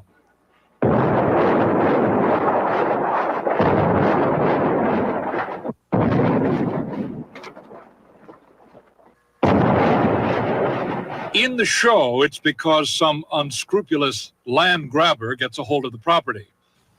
But Landon, who also directed this final episode, says he would have destroyed the structures anyway to prevent their commercialization or some exploitation film being made here and ruining the image for millions of kids who have grown up with the show. So it is an emotional moment for the town's residents and for many of the cast and crew who have worked together over the decade the show was filmed here. Hold on before we show this blow up. Jen Excellence, how's it going? Yeah, we're watching an old news report from 1984 about the last episode of Little House on the Prairie when they blew up the town. You came at the perfect time. This was Laura and Almanzo's boarding house. This was the big one. And for many of the cast and crew who have worked together over the decade the show was filmed here. Here we go. These are the explosions as we filmed them for this report. Of course, I guess you take advantage of what you have. You take for granted the things that you have, and it's like they say, that you don't realize what you have until it's gone. And then I kind of walk around saying, well, I don't know, another season. I'm getting kind of old, 19, pushing 20. It's time to move on. And then they say, yeah, we agree with you, and the show's canceled, and it's time for you all to say goodbye and leave each other. You know, I think this is healthy, this mourning period, though. I mean, we're going through a true loss, and it's good to experience it. And I myself stayed up very late crying last night. How do you relate that feeling to people who might say to you, well, sure, but I mean, you're only shooting a movie. You say action and you say cut, and how does one build an emotion about a facade? I think it would probably have to be a show that ran as long as this, that was as much fun. And, I think you can liken it to people who've lived in a house for 10 years and laughed and loved. Blow it up.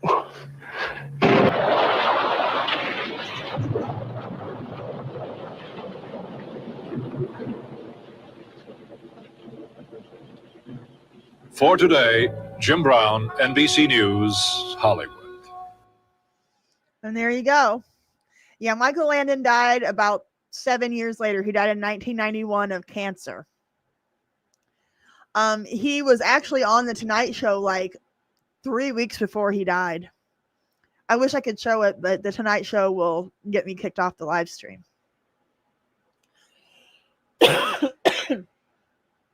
I loved Michael Landon, and he died way, way too young. So sad. I loved that he had strong father figures in his shows. I loved the family aspect of it. I miss good family shows. And I know with entertainment being so segmented now that we don't get that stuff anymore. I wish we could. I miss family sitcoms. I miss family shows with good families and good dads and good moms. Oh, man. So good. You're just now appreciating the show Highway to Heaven.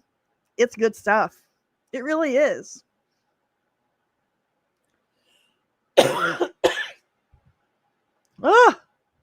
Makes me sad. Let's see, what else do I got here that I am making a list for my next video. I have a poll in my community page about what the next video could be, And right now winning are the best 1980s made for TV movies. Would you like to see my list of 1980s, the best 1980s made for, would you rather wait to see the video? Because I can give you a sneak peek of what I got. You want to see the list? Gen Excellence, you better not come in here and commit some theft.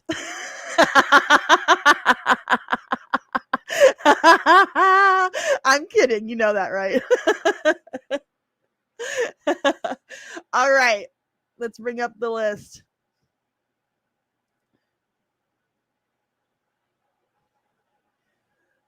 Let's make it big here.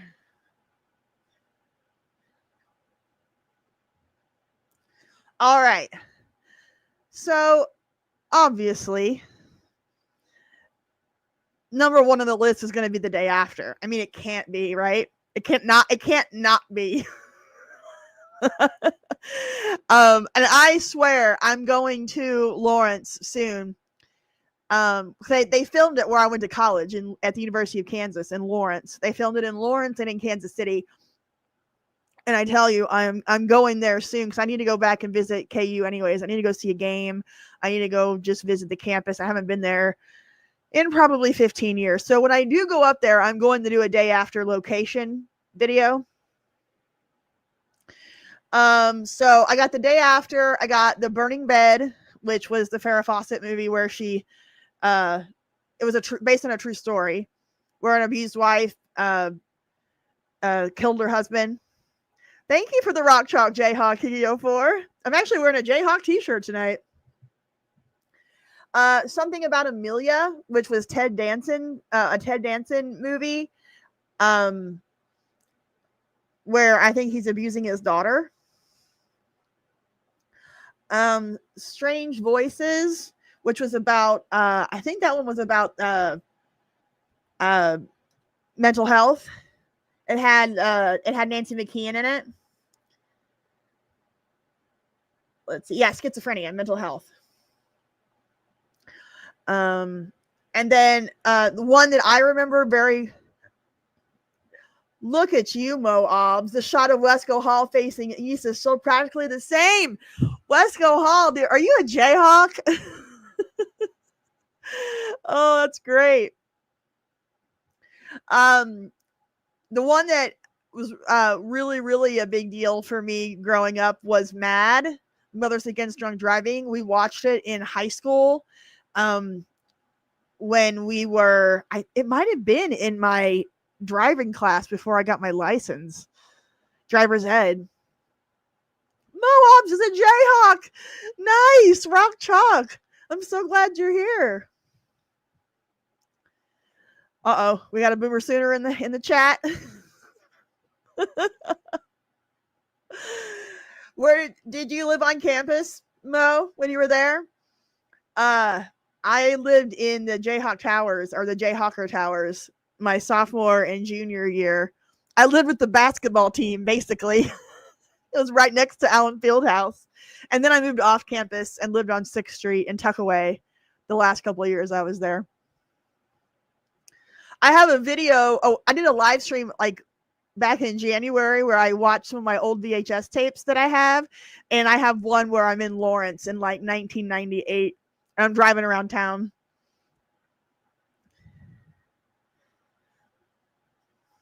It's good stuff.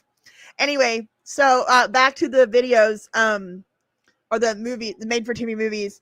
The Mothers Against Drunk Driving video was a big one, and I remember watching it. And Mo, you still live in Lawrence? Oh, well, maybe when I come up, maybe I have to have a meet and greet up there. Be a good spot. Everybody can come visit me in Lawrence. That's so great. I haven't been there in so long.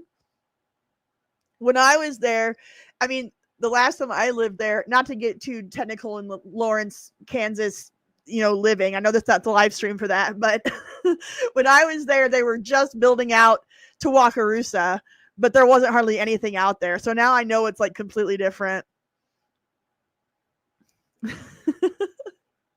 Oh, and I'm gonna have a live stream in the near future where I'm like going through a box of VHS tapes and transferring them from my VHS onto digital, so we can sit and watch some of the VHS tapes that I have, because I need to upload them to my other channel, Natalie's VHS Vault.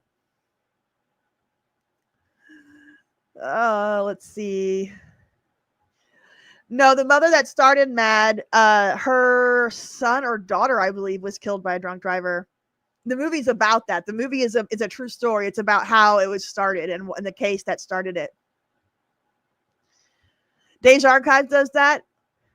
Well, good. I can do it too. 90s driver's license had a computer test, or was it paper? I had it all mine was on paper when I got it at 16. That was me anyways. I figured so. Yeah. That makes me sad though, because Lawrence was such a small town when I was there. I graduated in 2000. Long time ago. Her son was the one that was killed. Yeah. And you get to see how it all goes down in that movie. So I'm definitely looking forward to talking about that movie. You like the idea of the random VHS tapes? Good deal. Who knows what's going to be on them? Some of them I haven't pulled out of the box in 30 years. So it'll be fun to see what I got. There's also A Bunny's Tale, the Gloria Steinem movie where she went undercover as a Playboy bunny. I'm trying to remember what all these were. I can't remember all of them off the top of my head. Death of a Centerfold, the Dorothy Stratton story, the Executioner song that was with Tommy Lee Jones. I Saw What You Did. That was a big one when I was in junior high. And then the other one that was a memorable one for me was A Cry for Help, the Tracy Thurman story with Nancy McKeon. That was a true story as well. No, Robert, there's none of that on there. These are all tapes from when I was a child. And even if they weren't, still wouldn't be on there. It's not how I roll. So that's no, I haven't cut this list down. I was just going through like off the top of my head. And then I was going through, I was doing some research to see what the highest rated ones were. So some of them I'm very familiar with, some of them I'm not. So that's kind of what I'm talking about for the 80s made for TV movie. These are not miniseries. These are one night made for TV movies. So yeah, I've done 2 videos already on the 1980s miniseries and one on 1990s miniseries. So we're gonna get into some made for TV movies in the 80s. I'm also gonna do one for the 90s. This will be really fun. And the cool thing is a lot of these are on YouTube for free. So I'm excited about that. I have done a video on after school specials. I did one so far. I did one on the best ones that were available for free here on YouTube, but I'm going to do it. I have another one in the works as well. All right. I have this weird obsession with 1980s and 1990s employee training videos. I hope I'm not the only one. So I want to show you a few of those. But first we're going to, oh, wait, no. It is. Okay. Here is a Crystal Pepsi employee training video from 1992.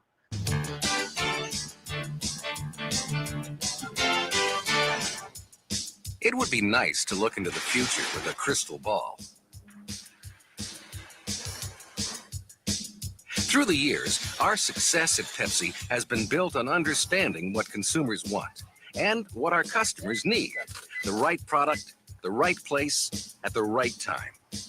Today, consumers are looking for lighter, more refreshing beverages. They're looking for variety, looking for change. Our customers are looking for a product mix. Let me just tell you, as a soda connoisseur, as the soda connoisseur that I am, hold on. They're looking for Where'd it go? Through the years, our success that's not that one though. Pepsi has been built on understanding what consumers want Come on. and what our customers need. The right product, Dang it. the right place, at the right time.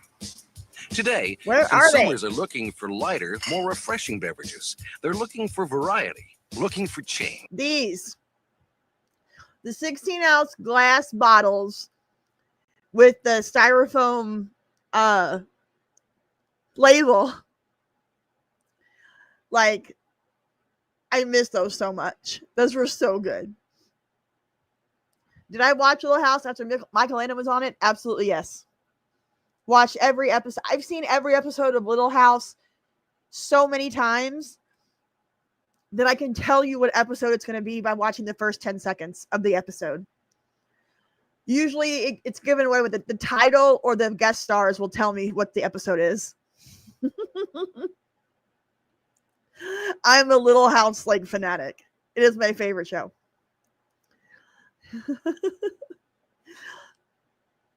So yeah, I miss these soda bottles so much.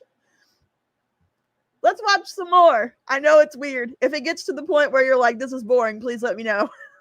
I have a couple others as well. A couple other employee training videos. Our customers are looking for a product mix that will add to beverage sales and bring traffic to their stores. But look at industry trends. Sale of traditional carbonated soft drinks is slowing down. Yeah. There's still a big market, but it's not growing as fast. As the total beverage company, we know the right product may mean new products. So we've decided it's time to make one thing perfectly clear. It's Crystal Pepsi, and the time is now. Did you guys ever drink Crystal Pepsi? Because I remember trying it once or twice, but not really thinking it was that great. I've always been a Coca-Cola girl, especially. I drink Coke from a can or from a bottle. I drink Pepsi from a fountain. I'm really particular. There's never been a product quite like it. Crystal Pepsi. The bigger bottles we have 1 liter and 2 liter bottles. And then the smaller bottles are by ounce. So yeah, that's the only way I know as an American how much 2 liters is because of soda bottles.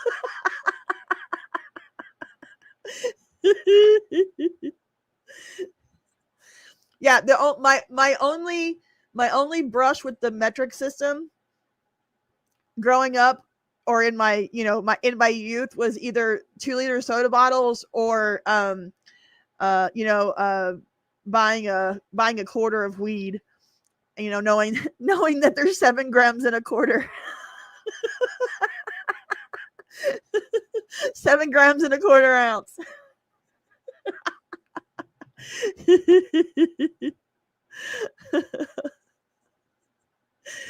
There's 3 liter bottles too. Damn.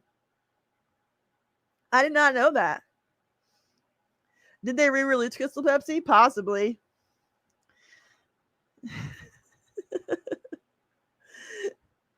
Did you, Gen Excellence? I did a whole, for 20 minutes, we watched a bunch of That's One to Grow On videos. Good stuff.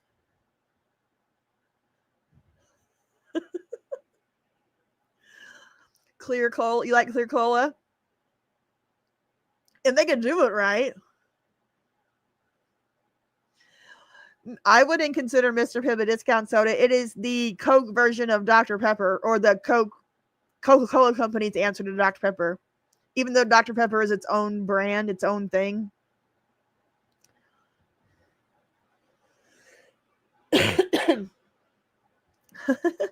We watched the Mr. T one. You'll have to catch the replay. Absolutely. We watched 20 or 30 minutes of One to Grow On. We watched McGruff the Crime Dog, and we watched The More You Know.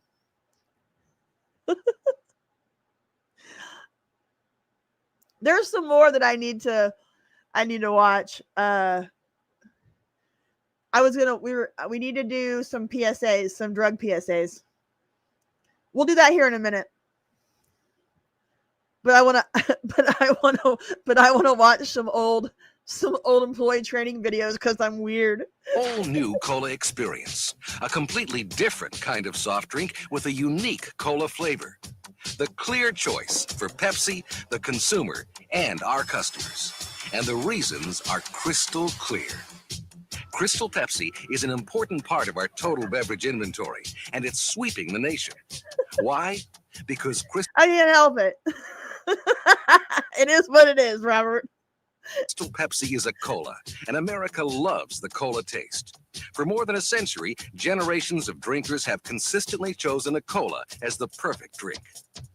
It's Pepsi. When it comes to cola, nobody does it better. Crystal Pepsi builds on our reputation and our trademark. It's the first new soft drink in a while to fly the Pepsi banner. And it's new. Formulated to meet customer demands head-on for a lighter, even more refreshing soft drink. Everything about Crystal is new, from its new taste to... I always say when young kids watch the when they do reactions to Back to the Future, they never understand the Pepsi Free reference. Here's a Pepsi Free commercial from 1984.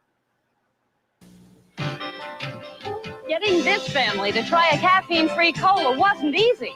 They thought they'd have to give up taste, but they didn't with new Pepsi Free. Leave it to Pepsi to make caffeine-free cola taste this terrific. Pepsi Free. There's regular and sugar-free with 1 calorie. How about that? The taste is positively Pepsi and it's caffeine free. Positively Pepsi free. Pepsi free.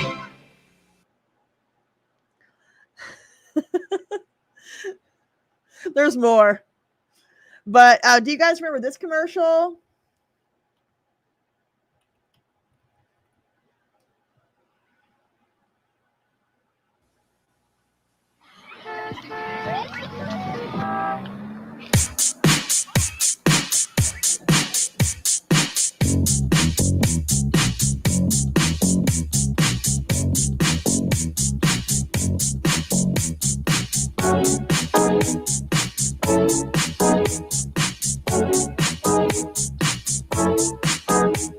Now, this is Alfonso Ribeiro dancing in this commercial. Carlton before he was Carlton. This is when he was still on Silver Spoons. We'll do that. We'll do the hair, the fire. I was gonna make a video about that one at some point, but I never did. We'll watch the fire video here in a minute.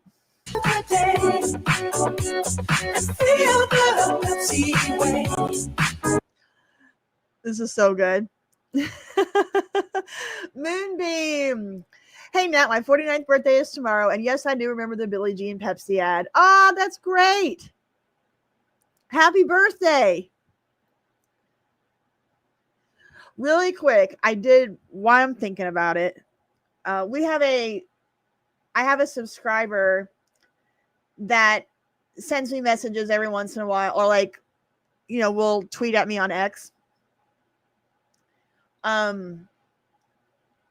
Anyway, his name is Tony, and he doesn't know that I'm doing this, but he had a stroke this past week, and he is a subscriber of this channel. He has appeared in live chats before. I want to show you his message really fast. I want to thank everyone for your prayers. I'm able to move my left arm and leg better than I did initially, though it's going to take quite some time to get to a level of functioning that one would consider independent. Your continued prayers are most welcome. Thank you for your kindness, and may God bless every one of you. So he is a subscriber. His name is Tony. He has been in the comments before, and I just want to mention him. And if you guys are the prayer types, please say a prayer for him, because it's been very, very difficult. And I just wanted to put that out there. He's a member of our community here on this channel, and I just wanted to let him know if he's maybe here. I don't know if he is, but even if he's not, just to lift him up in prayer, him and his family this week, because that's, he's having some real issues. So anyway, I wanted to bring that up. This community is very, very important to me, and the people that support this channel and show up to my live streams and send me comments and stuff, all of y'all are very, very important to me. And so, you know, when something like this happens, I just want to lift them up in prayer. So there you have it, and there you are. Let's get back to the video. Sorry, I know that was a weird place to go while we're watching the Pepsi commercial video, but it was on my mind and I wanted to make sure I shared with you guys.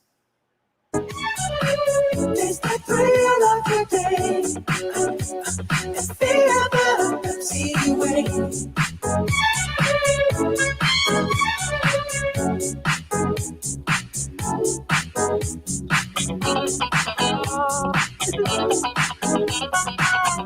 You're a whole generation. You're a whole generation. You're a whole generation. You're a whole generation. The choice of a new generation. That was supposed to be us. All right, here is when Michael Jackson's hair caught on fire.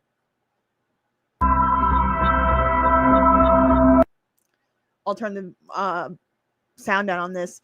On January 27th, 1984, Michael Jackson filmed a Pepsi commercial at LA's Shrine Auditorium in front of 3,000 fans.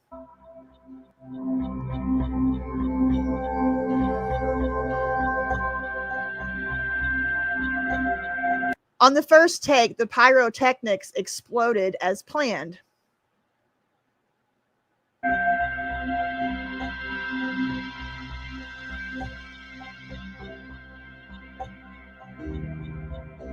After Jackson descended the stairs,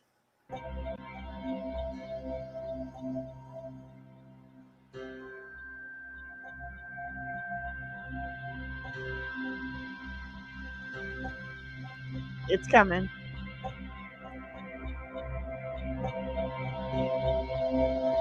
All right. So they did a few takes, right? Everything was going fine. The pyrotechnics go off, he goes down the stairs, right? Well, on the sixth take, things went wrong.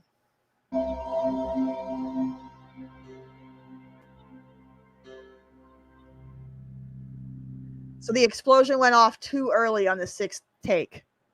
And I can slow this down if you want to see it after you watch the video in real time, like at the regular speed.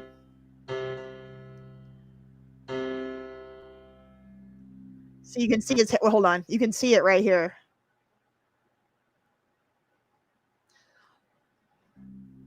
You can see his hair is on fire. We'll go slower.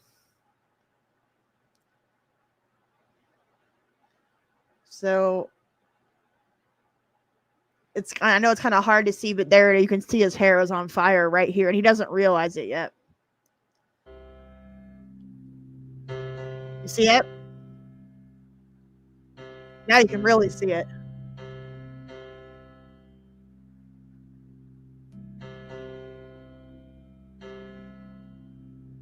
Jackson suffered second and third degree burns on his face and scalp.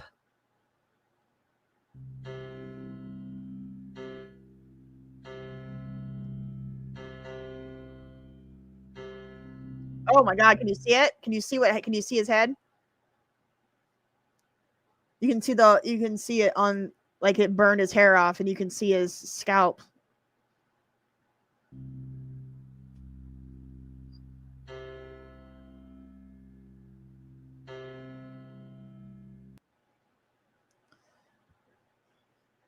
Yeah, that was rough.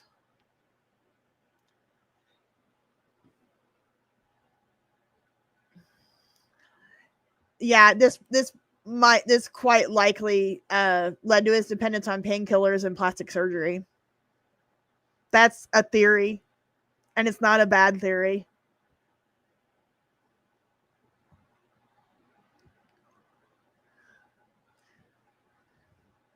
Yeah, it could have been a whole lot worse.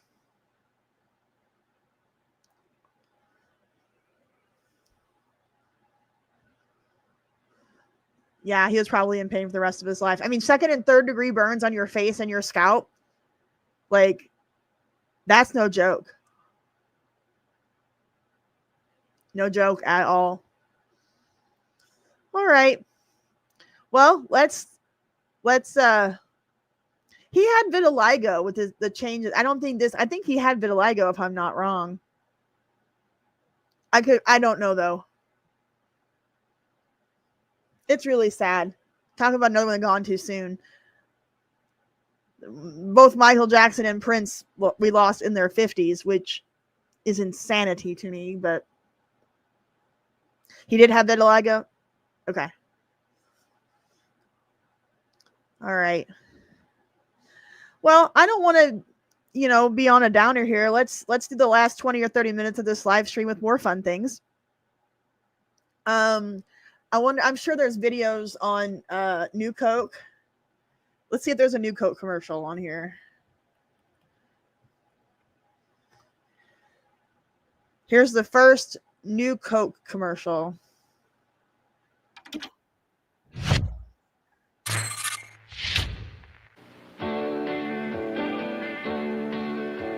I'd like to teach the world to sing in perfect harmony. Wait, no. They used the Hilltop song for their first New Coke commercial. I'd like to buy the world a Coke and keep it company. It's the real. I'd like to teach the world to sing in perfect harmony. I'd like to buy the world a Coke and keep it company.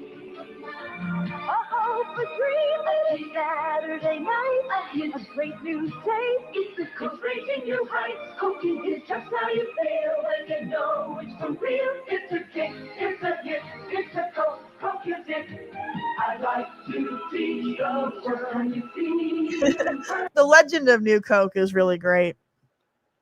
Because remember they had the Pepsi challenge. This was a response, I think, to the Pepsi challenge. Because New Coke tasted more like Pepsi, really. But it wasn't Coke. We'll have to watch some Pepsi challenge commercials, too.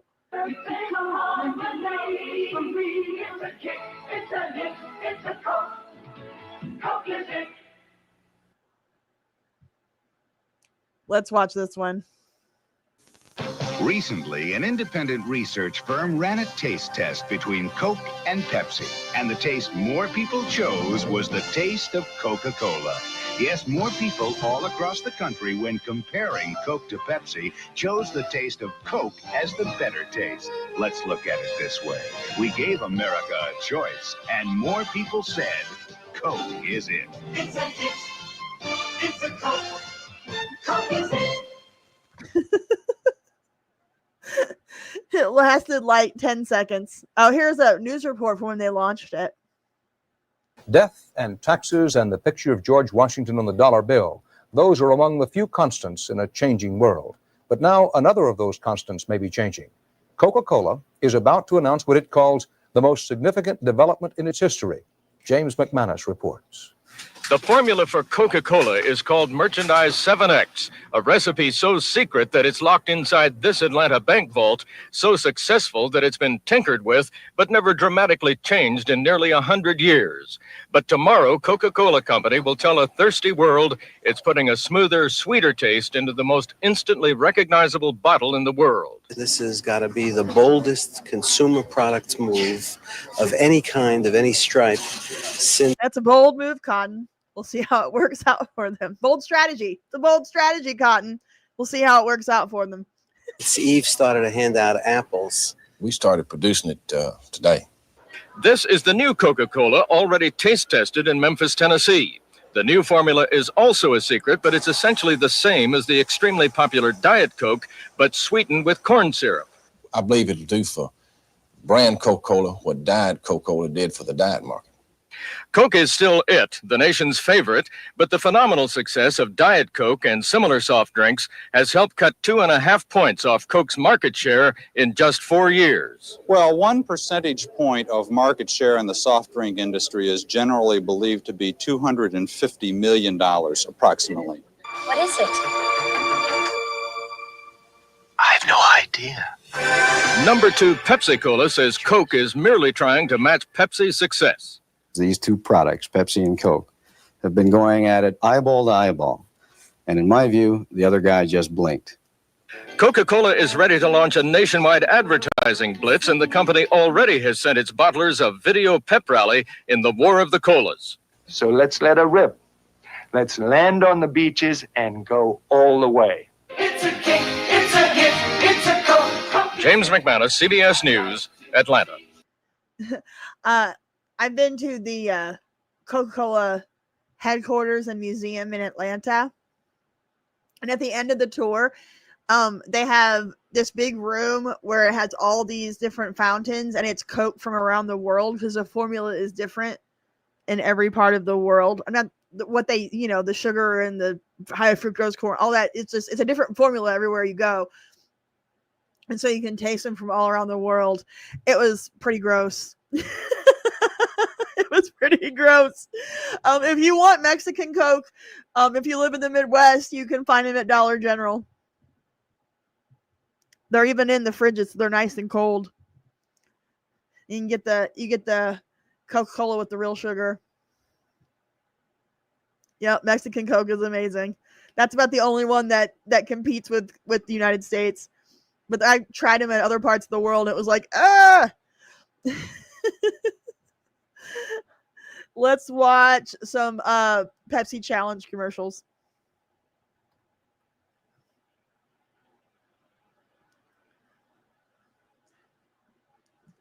Ooh, we got Mr. Cotter here on this one. You're about to take the Pepsi Challenge. You know, I have 2 bottles of cola back here, and you don't know which is which. No, I don't. We have never met before. That's correct. Wait, okay. Except at my sister's wedding. But beside that, we have never met. Okay, now I'm going to pick this up and tell me which one you chose. Pepsi! You know, in tests like these nationwide, more people prefer to taste the Pepsi over Coca-Cola. Pepsi's much better. It's delicious. It's down nice and smooth. The taste is good. It's great. Take the Pepsi Challenge. Let your taste decide. Right, guys? Right! Let's watch a couple more. This is a taste test of 2 regular colas. In side-by-side blind taste tests nationwide, more people prefer the taste of Pepsi over Coca-Cola. Here are Lee and Leonard Gross taking a similar test. Which one did you prefer? I like L. You preferred L? I like L. I want you to tell me which cola you preferred. Oh, Ma. Pepsi. We chose the Pepsi. It was unanimous, the both of us. Don't take our word for it. Let your taste decide. Take the Pepsi Challenge. All right. I've gone down a soda commercial rabbit hole here. Let's go back to my employee training videos. And let's do one from... Here's one from Blockbuster in 1990.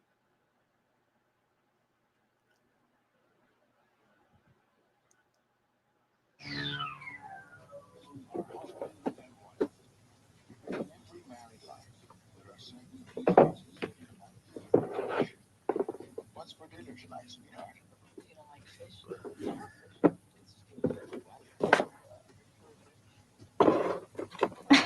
Excuse me, is there something I can help you find? Oh, I doubt it. I'm a 60s movie buff, and I've been to 8 video stores in the last 3 days looking for the last movie, I don't know the name, that had both Peter Sellers and Woody Allen in it. Nobody has it. That would be Casino Royale. It's a spoof on James Bond films. Yeah, that's it. Okay, now that I know the title, all I have to do is find it. Oh, I don't know. That's a pretty rare title. Let's take a look. Oh, great.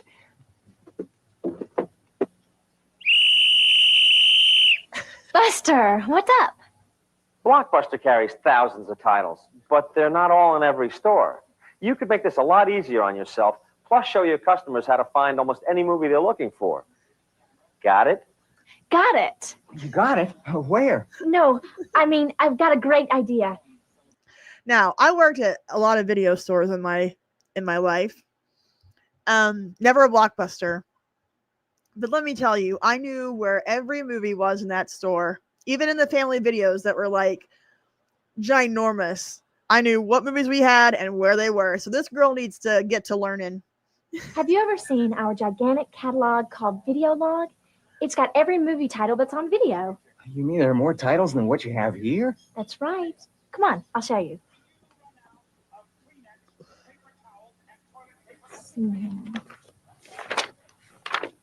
Oh, here it is. Casino Royale. You know, if you ordered this today, it would probably be in by the end of the week. And I could call you and you... Yeah, I know this is a training video. That's what I wanted to watch. I love employee training videos from the 80s and 90s. It's like my guilty pleasure. I remember having a video log like this, the big book, before we got internet access in the stores. I remember this very, very well. Be the proud owner of the last movie with Sellers and Allen. Fantastic. That's just what I need for my collection. Oh, what movies do you collect? The comedies. And I'm just starting a Peter Sellers series. I really don't know much about his films. Oh, he's one of my favorites. Yeah, a C-titled movie is halfway through the book. Especially in the Pink Panther. Oh, yeah. Hey, why not consider renting Return of the Pink Panther? Oh, I haven't seen that in years. Great idea. Okay, I'll go get... You know how we've talked about our Gen X retire malls in the past? My idea for turning all the old abandoned malls into Gen X retirement villages. I think now that I want to expand that out and have a whole retirement town where it's just set up like you were in the 1980s or 90s. So like you only have like one internet cafe, so you can have some access to modern technology, but the rest of the town is just like old stores and old, like set up like it was like you were in a small town in the 80s or 90s.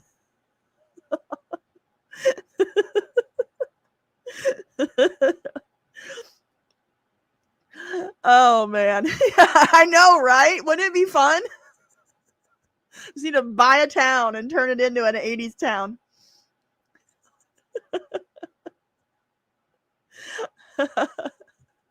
I know. I live in the past as it is, so might as well create the perfect environment. Like a new Pleasantville, yes. But very 80s centric. Yep, the cyber cafe. Exactly. Yeah, the television will turn off at 3 a.m. and we'll play the national anthem with a flag.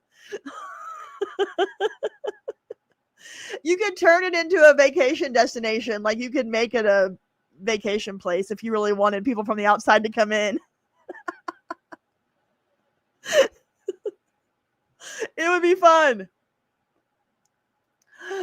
Let's do the Wendy's grill skills. I saw somebody mention that and I love this. This is Wendy's grill skills. This is a employee training video.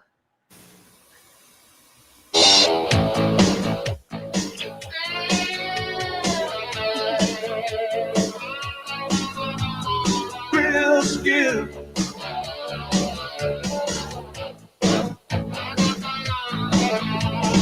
Grill skill. You need the one with the grill skill. Hi, I'm Wendy's founder, Dave Thomas. From the day I opened the first Wendy's, my goal has been to serve the best hamburger in the business, a Wendy's old-fashioned hamburger. So I started with the freshest beef I could find, 100% pure beef, never frozen. And we pattied it into squares so the hamburger hangs over the side of the bun. Then we cooked the patty slowly to seal in its natural juices and served it hot off the grill with the customer's choice of toppings. No other hamburger chain can make those claims. That's what sets us apart from our competition, and that's why our customers come to Wendy's. I believe the only way to make a Wendy's old-fashioned hamburger is to press the beef. All right, before we get too far into this, we obviously have to watch their famous commercial. This came out, well, they had their 40th anniversary last year, so this is Where's the Beef? It certainly is a big bun. It's a very big bun. Big, fluffy bun. It's a very big, fluffy bun. Where's the beef? Some hamburger places give you a lot less beef on a lot of bun. Where's the beef? At Wendy's, we serve a hamburger we modestly call a single. And Wendy's single has more beef than the Whopper or Big Mac. At Wendy's, you get more beef and less bun. Hey, where's the beef? I don't think there's anybody back there. You want something better. You're Wendy's kind of people.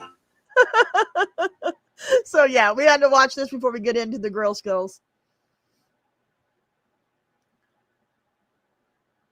Patty. Pressing the meat patty is really important, and here's why. The patty tastes better because the salt is pressed into the meat and makes the meat more tender. It also makes the patty larger, so they'll hang over the edge of the bun, and people will like that. Pressing the hamburger patty requires skill and dedication.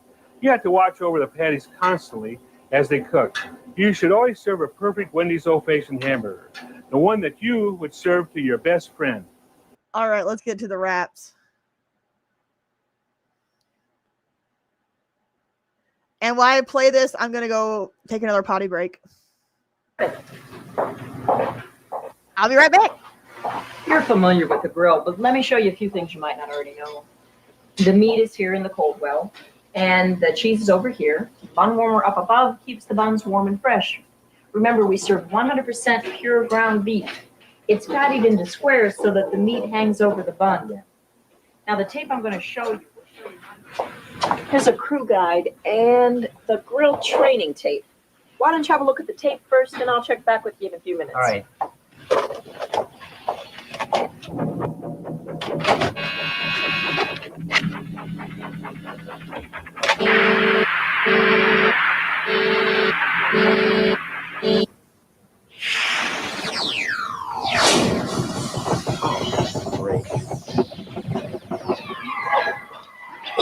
What the? Learn some grill skills. So let's get busy now. Come on, let's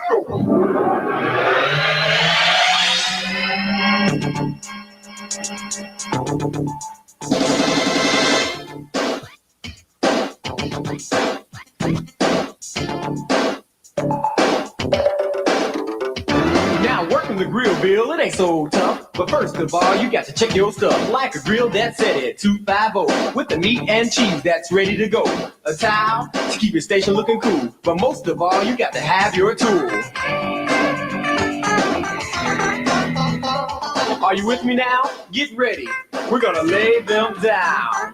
Now, beats got grain to it just like wood. You got to follow the arrow to lay it down like you should. From the front to the back, you got to lay it down. Space it evenly, not scattered around. Next, you got to salt the meat from the back to the front to make the taste complete. Not too little, not too much. With a little finesse, you'll get the touch. What's coming up next is our key to success. We'll turn the meat and do a 4-corner press. Don't wait too long, I emphasize, or the meat won't reach the proper size. When things start to sizzle, you're ready to go. Gently turn the meat, but don't be slow. Just turn them over easily. We don't want a broken patty, that's a guarantee. Press out the corners 1, 2, 3, 4. Rock it a bit, are you keeping score? Top and bottom, left and right, and you'll get a patty that's out of sight. Press out the corners nice and wide, at least half an inch on both sides. The reason you press, you gotta think, when the meat hits the grill, it starts to shrink. We start shrinking when we hit that grill. You know it will. We start shrinking when we hit that grill. You know it will. When you see red juices on the top of the meat, it's time to give the turn and press a repeat. Do it again just like you did before. Do the 4-corner press just one time more. Now, once you press this the second time, don't press them again because the meat's just fine. But when you see red juices rise, turn the patty over to the other side. Don't scrape the grill, we want it wet, you see. And keep the meat moist so it's hot and juicy. When the meat's red juices no longer rise, you can serve that patty, it'll win a prize. It takes about 4 minutes to cook, but just make sure you can have a look. Use your tool and double check, it should be great and moist to be correct. And order's placed, you're ready to go. Drain the meat just like so. Once the draining is totally done, place the patty squarely on the heel of that bun. Now there you go, Billy, you give it a shot. Don't be afraid, I think you're gonna be hot. Where do I start? What do I do? Just remember the rap, Billy, and you'll be cool. Well, meat's got grain to it. Just like wood. Follow the arrows. Lay it down like you should. From front to back, lay it down. Space it evenly, not scattered all around. Next, I've got to salt the meat. From the back to the front, it makes the taste complete. Not too little, not too much. With the little finesse, I think I'm getting the touch. Hey, when things start to sizzle, you're ready to go. Gently turn the meat, but don't be slow. Just turn them over easily. We don't want a broken patty. That's a guarantee. Press them now, right? Top and bottom, left and right.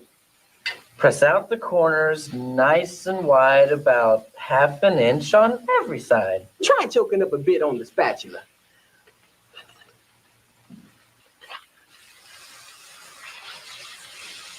Hey, all right.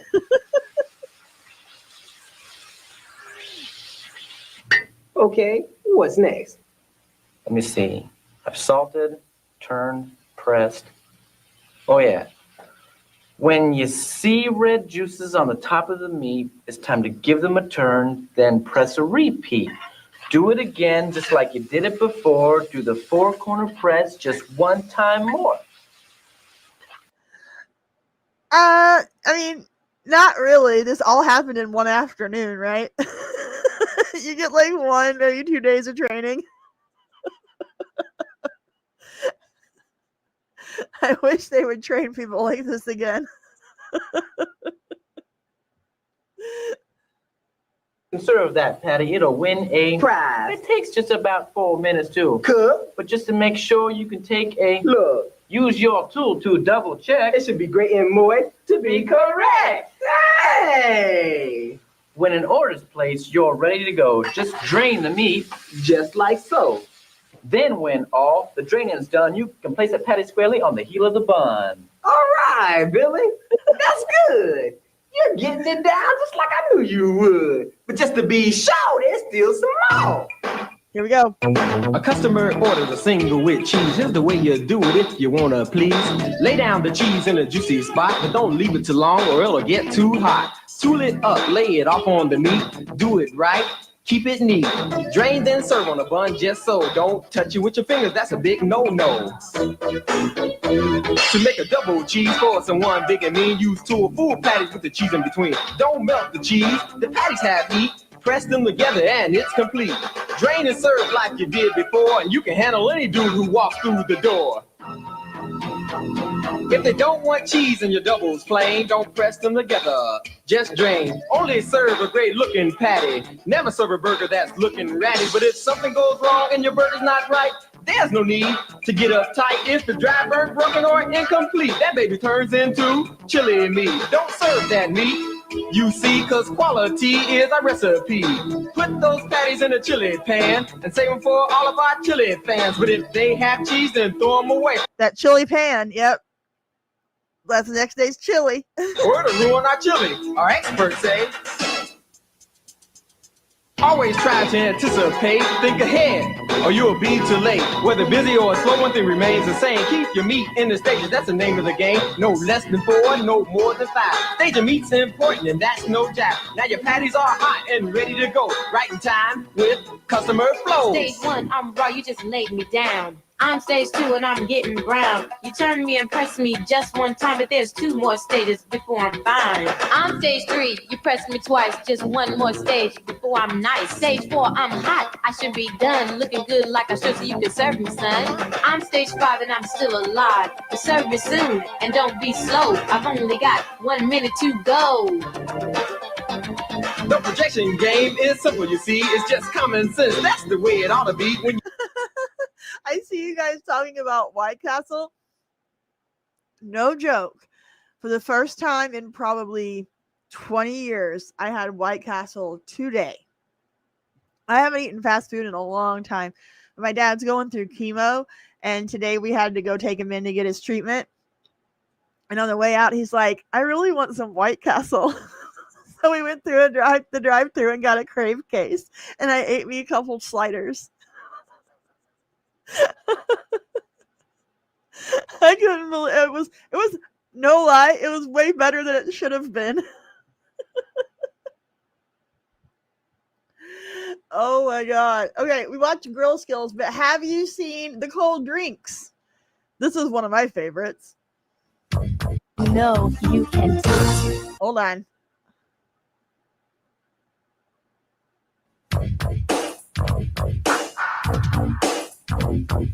Drinks, cold. Are you ready? Here we go. Soft drinks, lemonade, water, cold tea. It's up to you. It's up to me. Cold drinks come in 4 cups. Gotta know the size before you fill it up. Yes, you did. Biggie, medium, small, kids meal. Keep it straight. It's a good deal. Use the scoop to fill with ice. Never use the cup. Take my advice. For soft drinks, fill the ice halfway. No matter the size, that's what I say. Tilt the cup and push against the lever.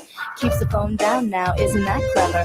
If there's still foam, let it settle down. Don't pour it off, or your boss will frown. When you reach a 1/4 inch from the top, that's where you wanna stop. If the customers say they wanna stay, put the drink on the left-hand side of the tray. If the order's to go, put the lid on tight. Make sure it pops to do it right. Then hand that drink to the coordinator and tell the guest you'll see him later.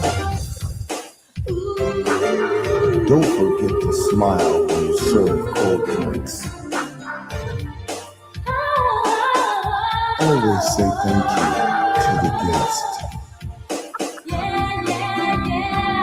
You're the one that can make the difference. For lemonade, things stay the same, half full with ice. I said it again, fill the juice to a 1/4 inch from the top, just like you did the pop.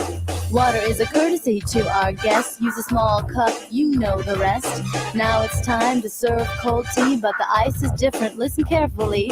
Instead of half full, fill it all the way up to the top of the cup.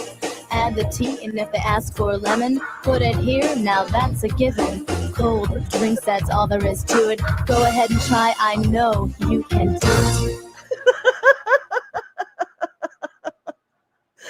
You're welcome for that.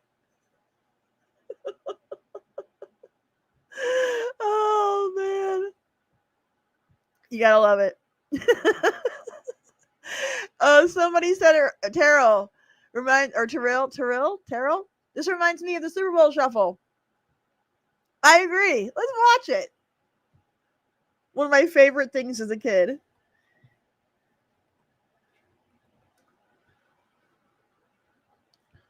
Well, they call me Sweetness, and I like to dance. I run with the ball like I'm making romance.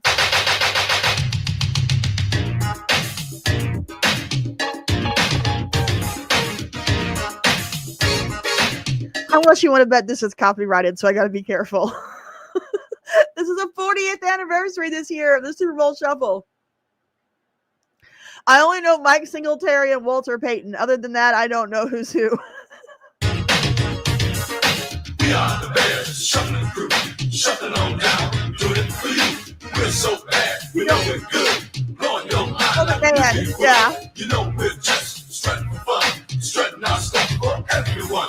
We're not here to start no trouble.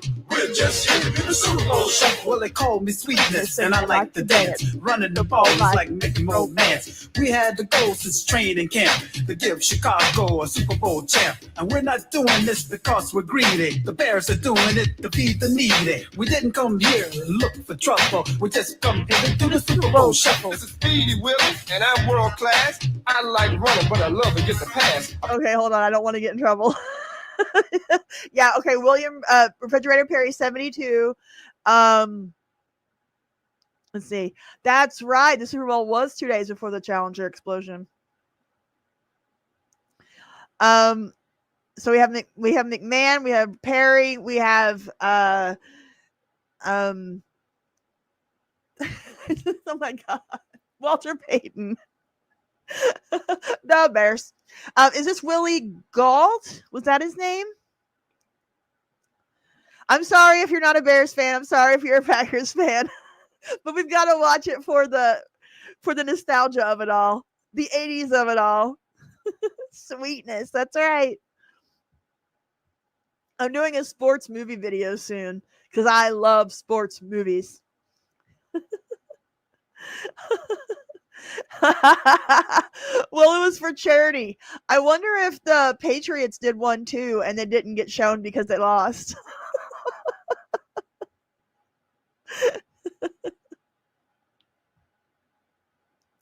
Practice all day and dance all night. I gotta get ready for the Sunday fight. Now I'm as smooth as a chocolate swirl. I dance a little funky, so watch me, girl. There's no one here that does it like me. My Super Bowl shuffle will set you free. Yeah. I'm Samurai Mike, I stop 'em cold. Part of the defense, big and bold. I've been jamming for quite a while, doing what's right and setting the style. Give me a chance, I'll rock you good. Nobody messing in my neighborhood. I didn't come here looking for trouble. I just came to do the Super Bowl shuffle. Now, Mike Singletary went to Baylor. I went to Baylor my freshman year, and he was one of the biggest alumni there, was Mike Singletary.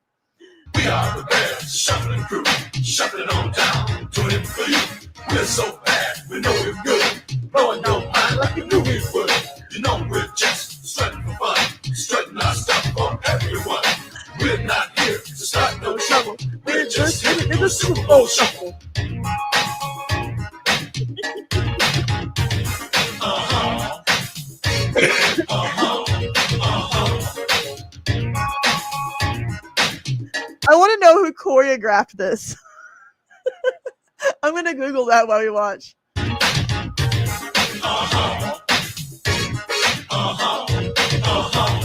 I'm the punky QB known as McMahon. When I hit the turf, I've got no plan. I just throw my body all over the field. I can't dance, but I can throw the field. I motivate the cats I like to tease. I play so cool, I aim to please. That's why you all got here on the double to catch me doing the Super Bowl shuffle. A mama's boy, Otis, wanna be kind. The ladies all looking for my body and my mind. I'm slick on the floor as I can be, but ain't no something gonna get past me.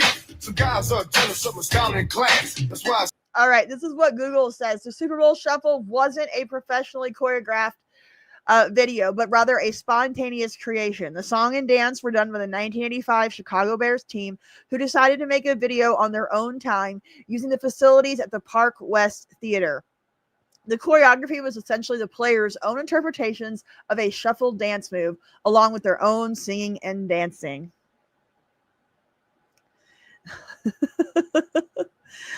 It was released in December of '85, so even before the Super Bowl,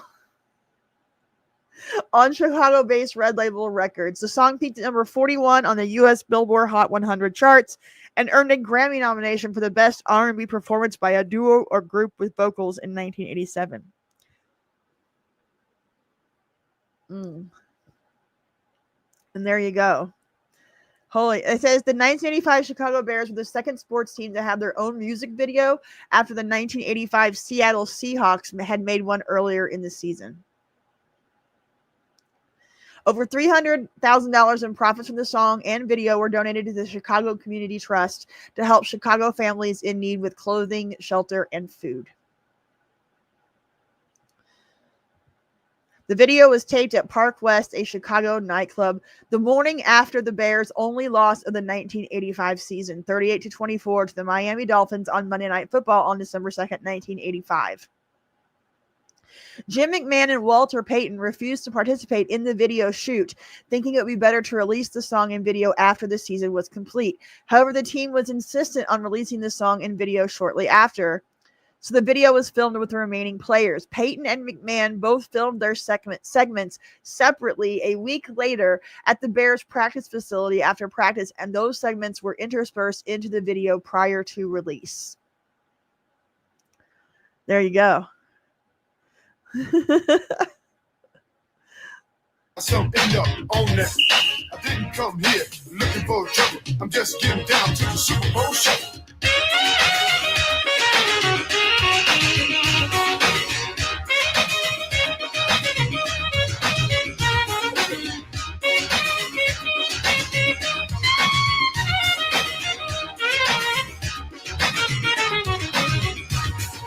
They say Jimbo is our man. If Jimmy can't do it, I sure can. This is Steve, and it's no wonder. I run like lightning, pass like thunder. country. So bring on Atlanta, bring on Dallas. This is for Mike and Papa Bear Hallis. But I'm not here to feathers ruffle. I just came here to do the Super Bowl shuffle. I'm L.A. Mike and I play it cool.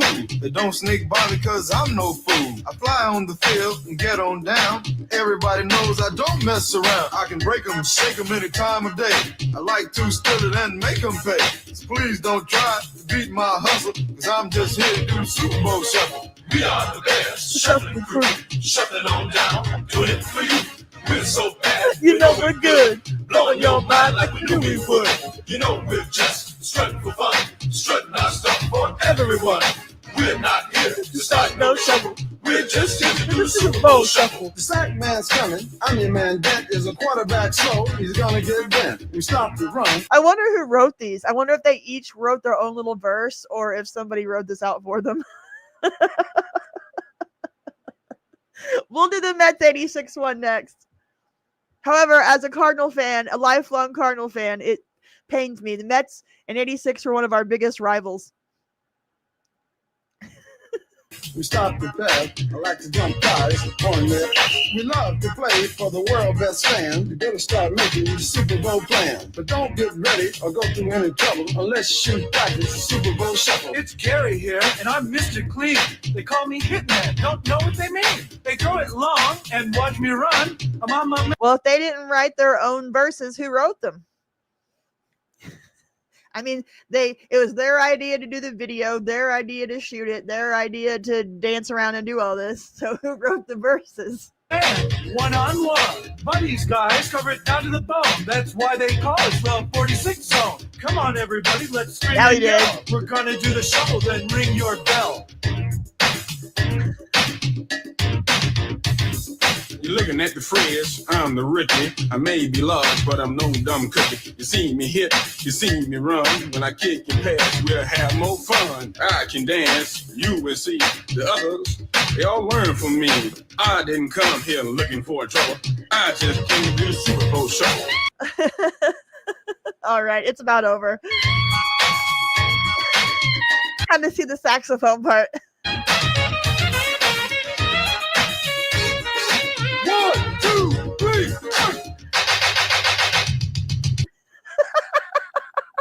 We are the best. Okay, all right.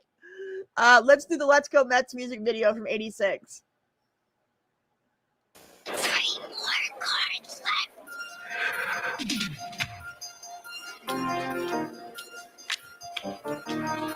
Ball game.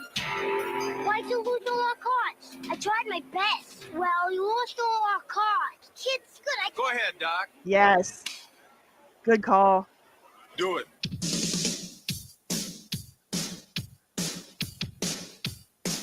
Those were 86 Topps cards. I had my room wallpapered in 86 and 87 Topps cards.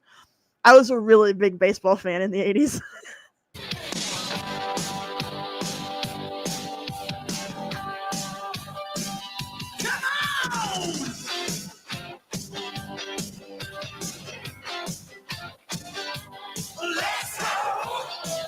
All right, so that's Mookie Wilson, and then we have Aguilera on the left, and is that he's on the right. I think he played shortstop. I can't remember. There's Bunny Dyson, there's Gary Carter, there's Darryl Strawberry. Keith Hernandez, former Cardinal first baseman. We got the teamwork to make a dream work. Let's go. Let's go, Mets. Gary Carter. We're gonna make it this time. We're gonna 22, is that Ray Knight? take it home. Let's go. Let's go. Let's do it. Mookie. Do it. Let's go.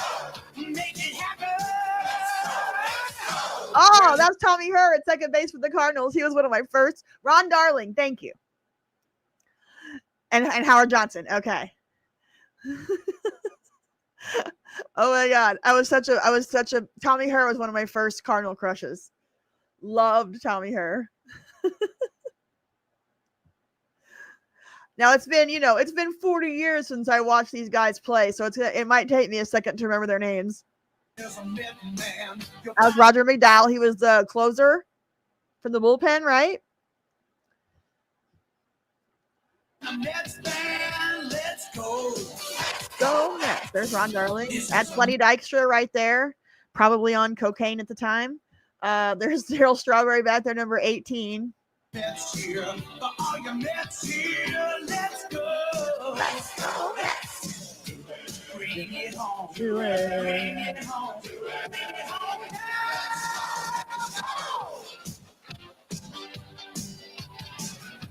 Was that Dwight Gooden? Was that Dwight Gooden? I think that was Gooden. Yeah. Gross.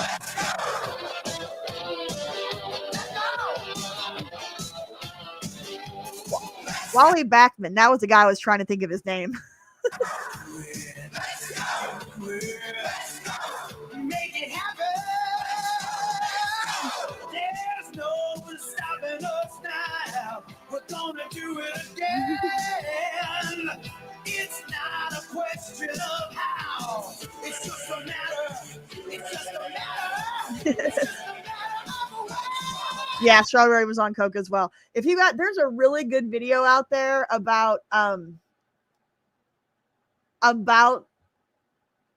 Good and Daryl Strawberry, but not the ESPN 30 for 30 though. Oh, it's a YouTuber made this really great video about Dwight Gooden's no-hitter. What's it called? I wish I could remember the name of the video. It was so good. I'm going to find it. Oh. It's from Baseball Historian. It's called Doc Gooden's Career Was Over, Then He Did the Impossible. I highly recommend it if you're a baseball fan. Okay. All right. Lots of sports stuff we did tonight. Sorry. Yeah, talk about cocaine being a hell of a drug. You collected 87 Will Clark cards? You don't know why? Nice.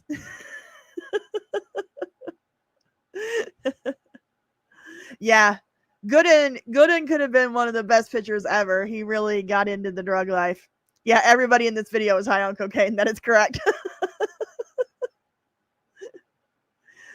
Yeah. I mean, Gooden was like at the top of his game when he was like 20 years old. Like if he wouldn't have hurt himself with the drugs, he could have had an amazing career. All right. I'm about ready to wrap this up. Let's find something to end this night with. Let's see if I can find something.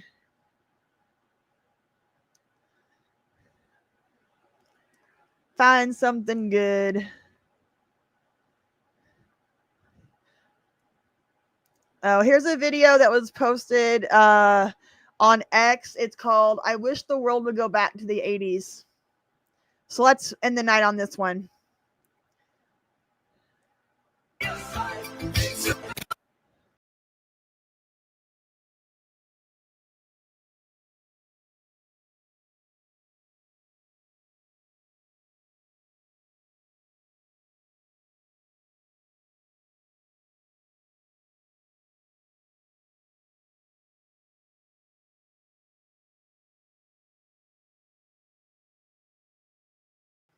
I'll pause it really quick.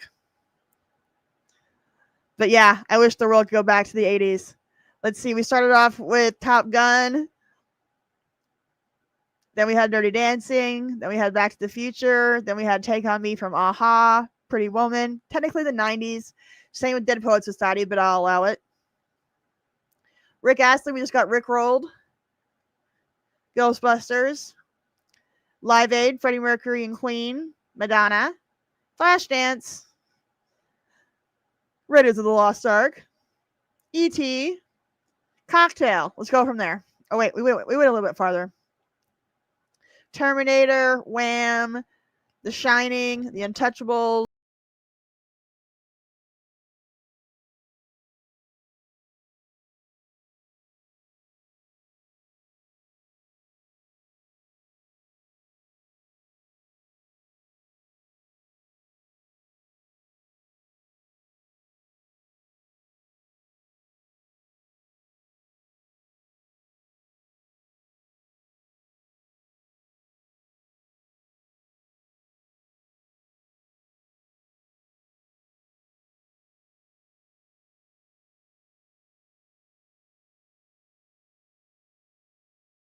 the concept still rings true. I wish we could go back to the 80s.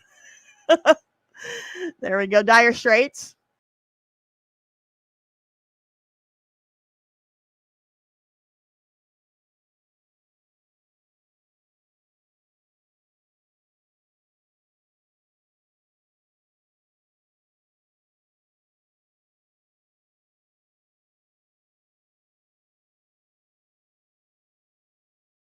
So that was just the beginning of the video. It's a lot longer, but that was the clip that I saved.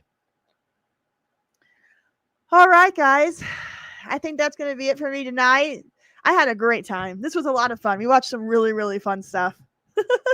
Don't forget, Sunday night, I start my A-Team rewatch. It'll be Sunday night at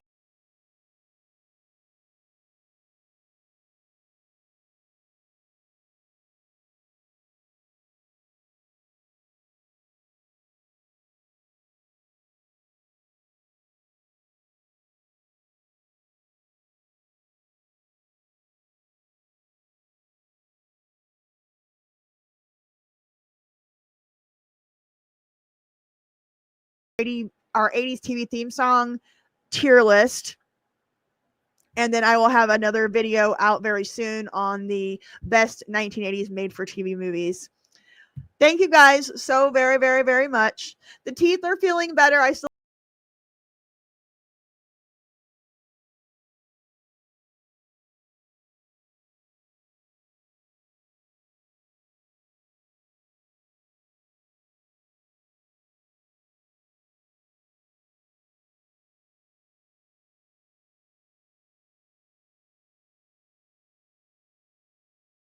or next Tuesday. All right? Everybody have a great night. Okay, bye.